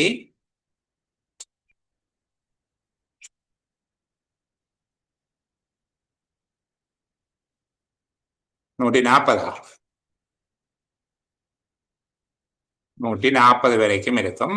6வது 141ல தொடங்கி 168 வரைக்கும் இருந்திருக்கும். 6 பக்கம் காணும். இது விளங்கப்படுத்துறதுக்காக எழுதுகிறேன். ஷார்ட்கட்டை பார்ப்போம். இனி கவனிங்க பிள்ளைகள், திருப்பி திருத்துறார். அப்ப அது 1 தொடக்கம் 25 முதலாம் பக்கத்துல. அடுத்தது 26ல இருந்து 50, 26ல இருந்து 50. 3வது 51ல இருந்து 75. அடுத்தது 76ல இருந்து 100. அடுத்தது 101ல இருந்து 125 வரைக்கும். 101ல இருந்து 125 வரைக்கும். அடுத்தது 126ல இருந்து 150 வரைக்கும். 126ல இருந்து 50 வரைக்கும் இருக்கும். சரியா? இப்போ முதலில் தட்டச்சிடப்பட்ட 4ஆம் பக்கத்தில் எத்தனை வரிகள் புதிதாக தட்டச்சிடப்பட்ட 5ஆம் பக்கத்தில் இடம்பெற்றன? முதல்ல 4ஆம் பக்கத்துல 85ல இருந்து 112 வரைக்கும் இருந்தது. என்ன முதலில் தட்டச்சிடப்பட்ட 4ஆம் பக்கத்தில் எத்தனை வரிகள் புதிதாக தட்டச்சிடப்பட்ட 5ஆம் பக்கத்தில் இடம்பெற்றன? சொல். சரியா? புதிதாக தட்டச்சிடப்பட்ட 5ஆம் பக்கத்தில் இடம்பெற்றன. கேள்வி விளங்குதா? முதல்ல 4ஆம் பக்கத்துல இருந்தது 85ல இருந்து 112 வரைக்கும், 85ல இருந்து 112 வரைக்கும். இப்போ 5ஆம் பக்கத்துல அந்த வரிகள்ல எத்தனை இருக்குதுன்னு தான் கேட்டிருக்காங்க. 5ஆம் பக்கத்துல 4ஆம் பக்கத்துல இருந்தவை 85ல இருந்து 112 வரைக்கும் கீழிறங்கி இருக்குமோ? இல்ல இல்ல, 100 வரைக்கும் மேலதான் இருக்கு. இப்ப 101ல இருந்து 112 வரைக்கும் 12 வரிகள் கீழிறங்கி இருக்கு. 12 வரி தான் அதுல கீழிறங்கி இருக்கு. 85ல இருந்து 112 வரைக்கும் என்று சொல்லி இருக்கிறோம். அதுல பாருங்க, புதுசா வருகிற 5ஆம் பக்கத்துல 101ல இருந்து 125 மட்டும் இருக்கு. அங்க 112 வரைக்கும் இருந்ததுல 101 தொடக்கம் 112 வரையானதுதான் இந்த பகுதிக்குள்ள வரப்போகுது. அவர் முதல் சொன்ன போல முதலாவது பக்கத்துல மாற்றம் இல்லை. அங்க இருந்து முதலாவது பக்கத்துல இருந்து 3 வரிகள் 2வது பக்கத்துக்கு வந்திருக்கு. சரியா? 2வது பக்கத்துல இருந்து 6 வரிகள் 3வது பக்கத்துக்கு வந்திருக்கு. 6 வரி 3வது பக்கத்துக்கு வந்திருக்கு. 3வது பக்கத்துல இருந்து 9 வரிகள் 4ஆம் பக்கத்துக்கு வந்திருக்கு. 4வது பக்கத்துல இருந்து 12 வரிகள் 5வது பக்கத்துக்கு வந்திருக்கு. 12 வரிகள் 5ஆம் பக்கத்துக்கு வந்திருக்கு. 5ஆம் பக்கத்துல இருந்து 15 வரிகள் 6ஆம் பக்கத்துக்கு வந்திருக்கு.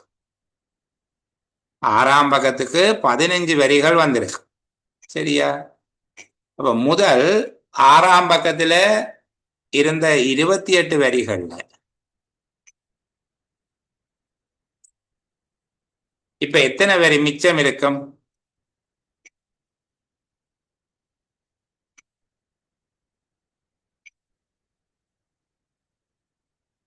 ஆறாம் பக்கத்துல முதல் இருந்து 28 வரிகள்ல இப்ப எத்தனை வரிகள் 6ஆம் பக்கத்துல மிச்சமாக இருக்கும்?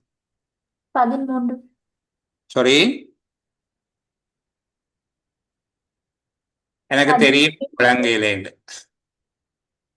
சரியா? எங்களுக்கு இது விளங்கிக் கொள்வதில் சிரமம் இருந்தது. அது கேள்விக்கு மேலே நீங்க எழுதி போட்டீங்க, அதனால எங்களுக்கு விளங்க இல்லை. சரி, பரவாயில்ல, நான் திருப்பி ஒருக்காக எழுதி காட்டுக்கிறேன்னா, இது கொஞ்சம் கடினமான கேள்வி போல தோற்றமளிக்கிற இலகுவான கேள்வி என்னபடியால நான் பிள்ளைகளுக்கு அதை கொஞ்சம் விலாவாரியாக விளங்கப்படுத்தி காட்டினது. திருப்பி எழுதி காட்டுகிறேன்னா, முதல் என்ன செய்றீங்க நீங்க? 28 முதல் பக்கத்துல 28ல முடியும். 2ஆம் பக்கத்துல 56ல முடியும். 3வது பக்கத்துல 28 3 84ல முடியும். என்ன? 4வது பக்கம்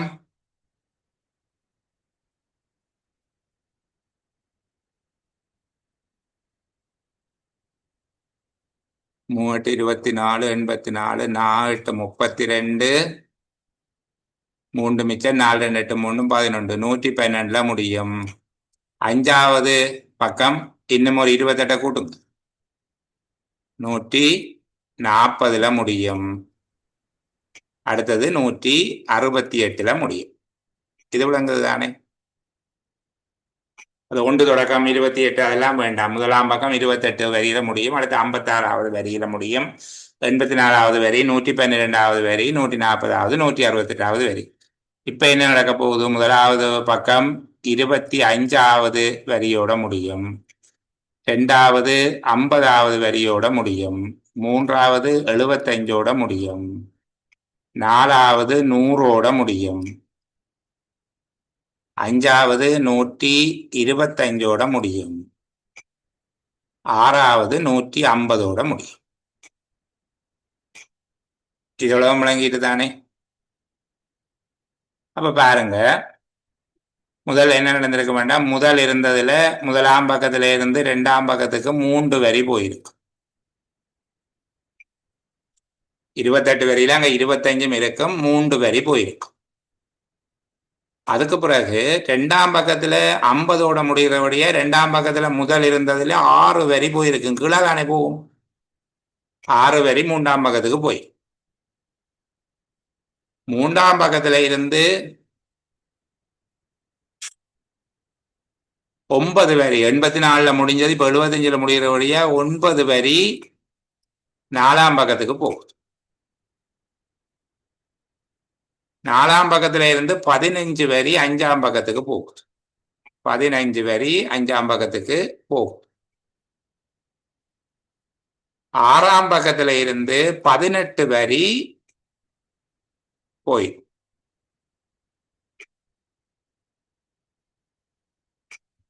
முதல் இருந்ததுல இருந்து 5ஆம் பக்கத்துல இருந்து 140, இப்ப 125, 15 வரி இருந்த பிறகு 140ல இருந்தது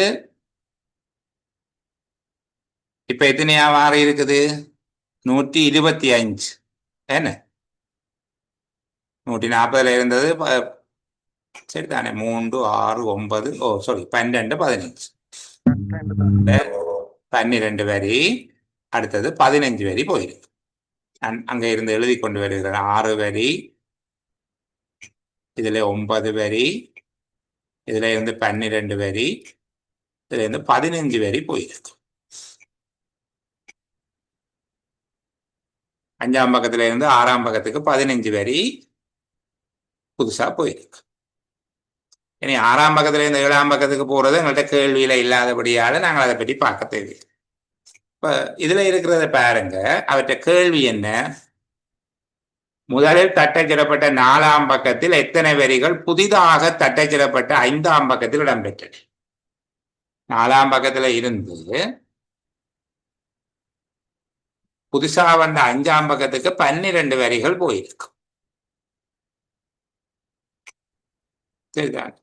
முதலில் தட்டச்சிடப்பட்ட 6ஆம் பக்கத்தில் எத்தனை வரிகள் புதிதாக தட்டச்சிடப்பட்ட 6ஆம் பக்கத்தில் இடம்பெறும்? இது கொஞ்சம் வித்தியாசமான கேள்வி. முதல் 6ஆம் பக்கத்தில் 28 வரிகள் இருந்தது. 28 வரிகள் இருந்தது. இப்போ 6ஆம் பக்கத்துல இருந்து 7ஆம் பக்கத்துக்கு 18 வரிகள் போயிடும். 18 வரி போயிடும். அப்ப பழைய வரியில 10 வரி தான் அங்க இருக்கு. மற்றதெல்லாம் புதுசா மேலே இருந்து இறங்கி வந்தது. மேலே இருந்து இறங்கி வந்தது 18 வரிகள் கீழே போயிடும். மேலே இருந்து 18 வரி அதுக்குள்ள வந்துடும். இப்ப 18 வரிகள் வந்ததுன்னா பழையது அங்க எத்தனை இருக்கும்?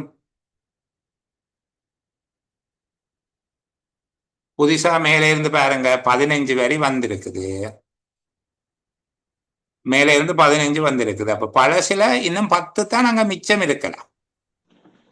10 தான் மிச்சம் இருக்கலாம். மற்ற பக்கமா பார்த்தா 28ல 18 போயிட்டது, 10 மிச்சம் இருக்குது.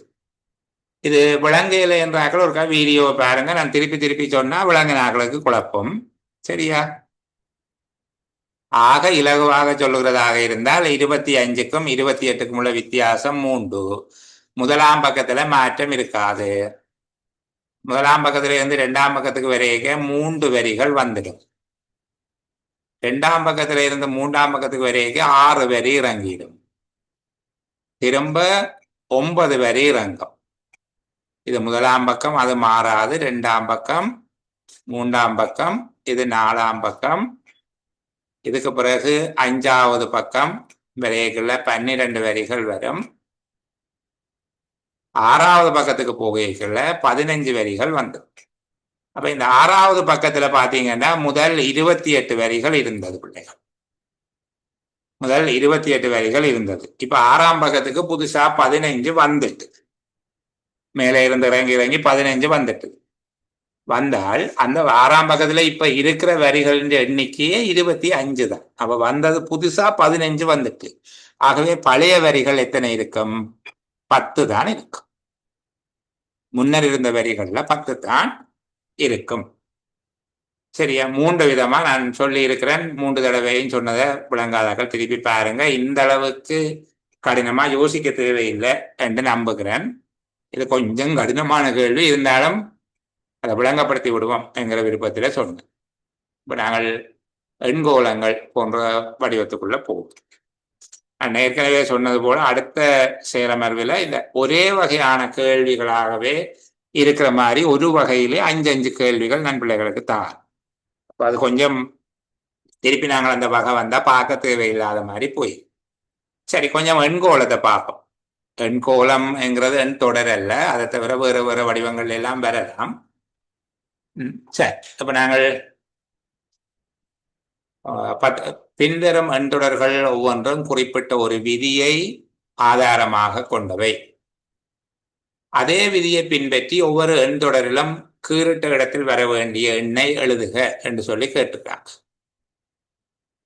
முதல்ல அந்த விதியை கண்டுபிடிக்க வேணும். என்னென்ற 10ஆவதுல என்ன விதி இருக்கு? நான் சொல்லலாமா? சொல்லுங்க. என்னண்டா இது வந்து 2 குறைஞ்சு கொண்டு போகுது சார். 9ல இருந்து 7 கழிச்சா 2 வித்தியாசம். அல்ல 7ல இருந்து 5 கழிச்சா 2 வித்தியாசம். இதுல 2 குறையுது, பிறகு இதுல 2 குறையுதா? மற்றது கீழே நம் இலக்கங்களை சொல்லுங்க. அது 40, 41 அடுத்தடுத்த இலக்கங்களா இருக்கு. 25. அப்ப இது வந்து 13 இருக்கும்னு நான் நினைக்கிறேன். இது 13ஆக இருக்கலாமா? இது இப்ப 40, 41 1 அதிகரிக்க கொண்டு போறபடியா? அதுல 40, 41. இப்ப இது 24, 25 இருக்கிறபடியா இது 12, 13ஆகத்தான் இருக்கலாம். அப்படி இருக்க வாய்ப்பு இருக்குது. வேற யாரு? வினோஜா? அதுல 9ന്റെ வர்க்கம் சார் 81, 40, 41, 81. 7ന്റെ வர்க்கம் 49, 24, 25, 49. அப்ப 5ന്റെ வர்க்கம் 25ல இருந்து 12 கழிச்சா 13 வரணும். அப்ப விட சரி, ஆனால் அப்படி பார்க்கவும் அந்த விட வருது. என்ன நான் முதலே சொல்லி தந்தேன், நான் உங்களுக்கு சில நேரங்கள்ல சரியான விடைகள் எளிமையாக கண்டுபிடிக்கக்கூடியவையாக இருக்கும். ஆனால் நாங்கள் கஷ்டப்பட்டு எல்லாம் கண்டுபிடிப்போம். நான் அன்றைக்கு சொன்னேன், நான் என்னன்னா ஒரு சார் பேப்பர் செட் பண்ணேன். அந்த இலக்கத்தை தொடரை கண்டுபிடிக்கிறதுக்கு என்ன சொன்னாருண்டா 1 சக 1 வர்க்கம். சரியா? பிறகு 2 சக 2 வர்க்கம், 3 சக 3 வர்க்கம், இதே போல 4 சக 4 வர்க்கம் என்று சொல்லி கஷ்டப்பட்டு இதுக்கு பெருமானம் கண்டு ஒரு எண் தொடர ஆக்கிறார். 1 சக 1 வர்க்கம் எவ்வளவு?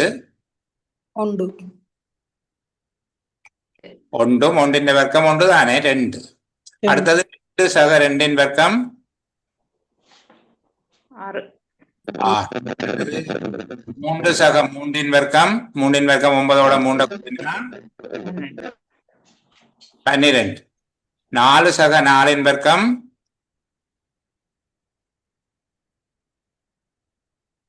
20. சரிதானே? அப்போ 4 சக 4 வர்க்கம் 20 சரியல்ல? இப்படி அவர் கஷ்டப்பட்டு எழுதி போட்டு அடுத்ததை சொல்லுங்க 5ஆவது என்று சொல்லி அவர் இப்படித்தான் மனசுக்குள்ள பாக்குறேன். 1 சக 1 வர்க்கம் 2 சக 2 வர்க்கம் 3 சக 3 வர்க்கம் 4 சக 4 வர்க்கம் என்று கஷ்டப்பட்டு பேப்பரை செட் பண்றேன். அவர் முடியும் பார்த்து சொன்னான், சார் 30. சரியா சார் 30 என்று சொல்லு. இவருக்கு அதிசயம் இன்னும் கொண்டு 5 சக 5 வர்க்கம் கொண்டு கண்டு அவன் சொன்னா ஒன்றும் இல்லை சார், இது 4 கூடுது, இது 6 கூடுது, இது 8 கூடுது, அடுத்த 10 தானே சார் கூடும். அப்படி சில நேரங்களில் மிக எளிமையான வழி இருக்கும். நாங்கள் கஷ்டமாக யோசிச்சும் இந்த விட கண்டுபிடிக்கலாம். 1 சக 1 வர்க்கம் 2 சக 2 வர்க்கம் 3 சக 3 வர்க்கம் வேண்டாம் கண்டுபிடிக்கலாம். சரியா? இப்போ இது அது கடைசியா சொன்ன பிள்ளை அவங்க பேரை மறந்து போயிட்டேன். உண்மையில சரியா கண்டுபிடிக்கிற வழி இப்படிதான் இருக்குது. 9 வர்க்கம் 40, 41. ஆனால் இதே அவர் வேற மாதிரி போட்டிருக்கணும். இந்த கேள்வி சில நேரங்கள்ல இதுல 38 போட்டு இதுல 43 என்று போட்டிருப்பாராக இருந்தார் குழப்பமாக இருந்திருக்கும். இதை கண்டுபிடிக்கிறதுக்கு இந்த ஒரு வழிதான் என்று சொல்லி இருக்கும். இல்லாவிட்டால் சுகமாக இருந்திருக்கு. சரிதானே? அடுத்தடுத்த இலக்கங்கள் வார மாதிரியாக அதை பிரித்து போட்டு அதே போல 7 வர்க்கம் 49, அதை 24, 25 போடுறார். 5 வர்க்கம் 25, 12, 13 இருக்கும். சரி, அடுத்த என்ன வந்திருக்குன்னு பாருங்க. அடுத்த கேள்வி 26. 26. எப்படி? 9 மட்டும் 14, 2 மடங்கு 34. 8 மடம் 15 2 மடங்கு 2 மடங்கு 30, 7 மாறும் 13, அதனுடைய 2 மடங்கு 26 கிரேட். அடுத்தது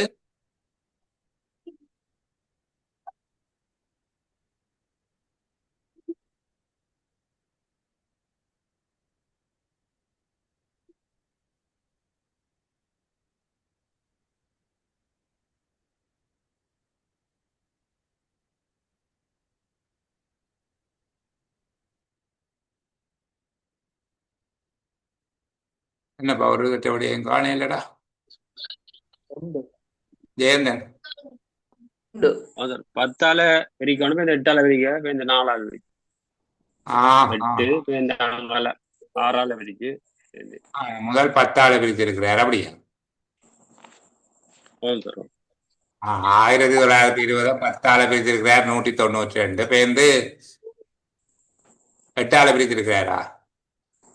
32 8ஆல பிரிச்சிருக்கிறார். பிறகு 6ஆல பிரிச்சிருக்கிறார் அப்படியா? 24 6ஆல பிரிச்சால் 4. இனி எத்தனால பிரிக்கணும்? 4ஆல பிரிக்கணும். 4ஆல பிரிச்சால் 1. சரிதான். ஓகே, சரி. அடுத்தது 8 4. சொல்லுங்க.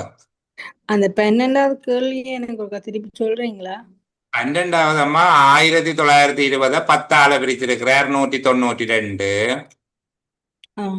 பிறகு 192 8ஆல பிரிச்சிருக்கிறார் 24. 24 6ஆல பிரிச்சிருக்கிறார் 4. அப்ப 10ஆல 8ஆல 6ஆல 4ஆல பிரிக்க வேணும். 10ஆல பிரிச்சிருக்குது என்ன? 10ஆல 6ஆல பிரிச்சிருக்குது. அப்ப இனி 4ஆல பிரிச்சோம்டா 4 விட 1. ஓகே சரியா? ஆம் சார். இத 10ஆல பிரிச்சிருக்கம்மா. அடுத்தது இத 8ஆல பிரிச்சிருக்குது. இது 6ஆல பிரிக்கப்பட்டிருக்குது. ஆகவே அடுத்தது 4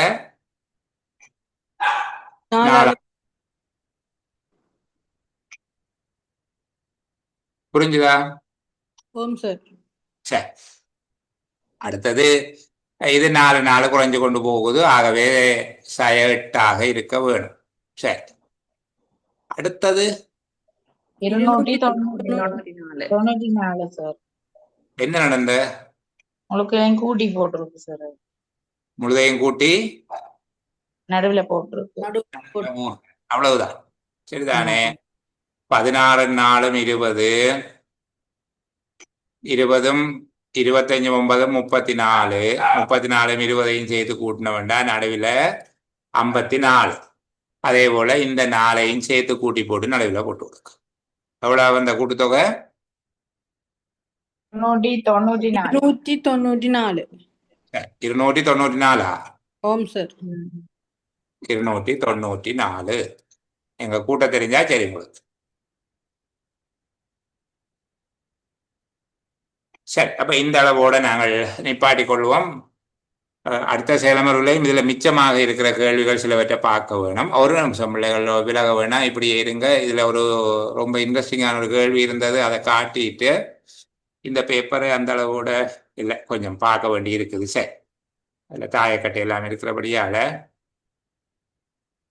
4வது வினாத்தாளும் இருக்குது இல்லை, 2 3 4 வரைக்கும் போட்டுனாங்க. சரி, நாங்கள் இந்த வினாத்தாளில் மீதியாக இருக்கிறது அடுத்த வாரம் பார்ப்போம். நான் புதிய வினாத்தாளும் ஒன்று ஒழுங்குபடுத்தி போட்டு விடுகிறேன். சரி, அப்போ இந்த அளவில் நிறைவு செய்து கொள்ளுகிறேன்.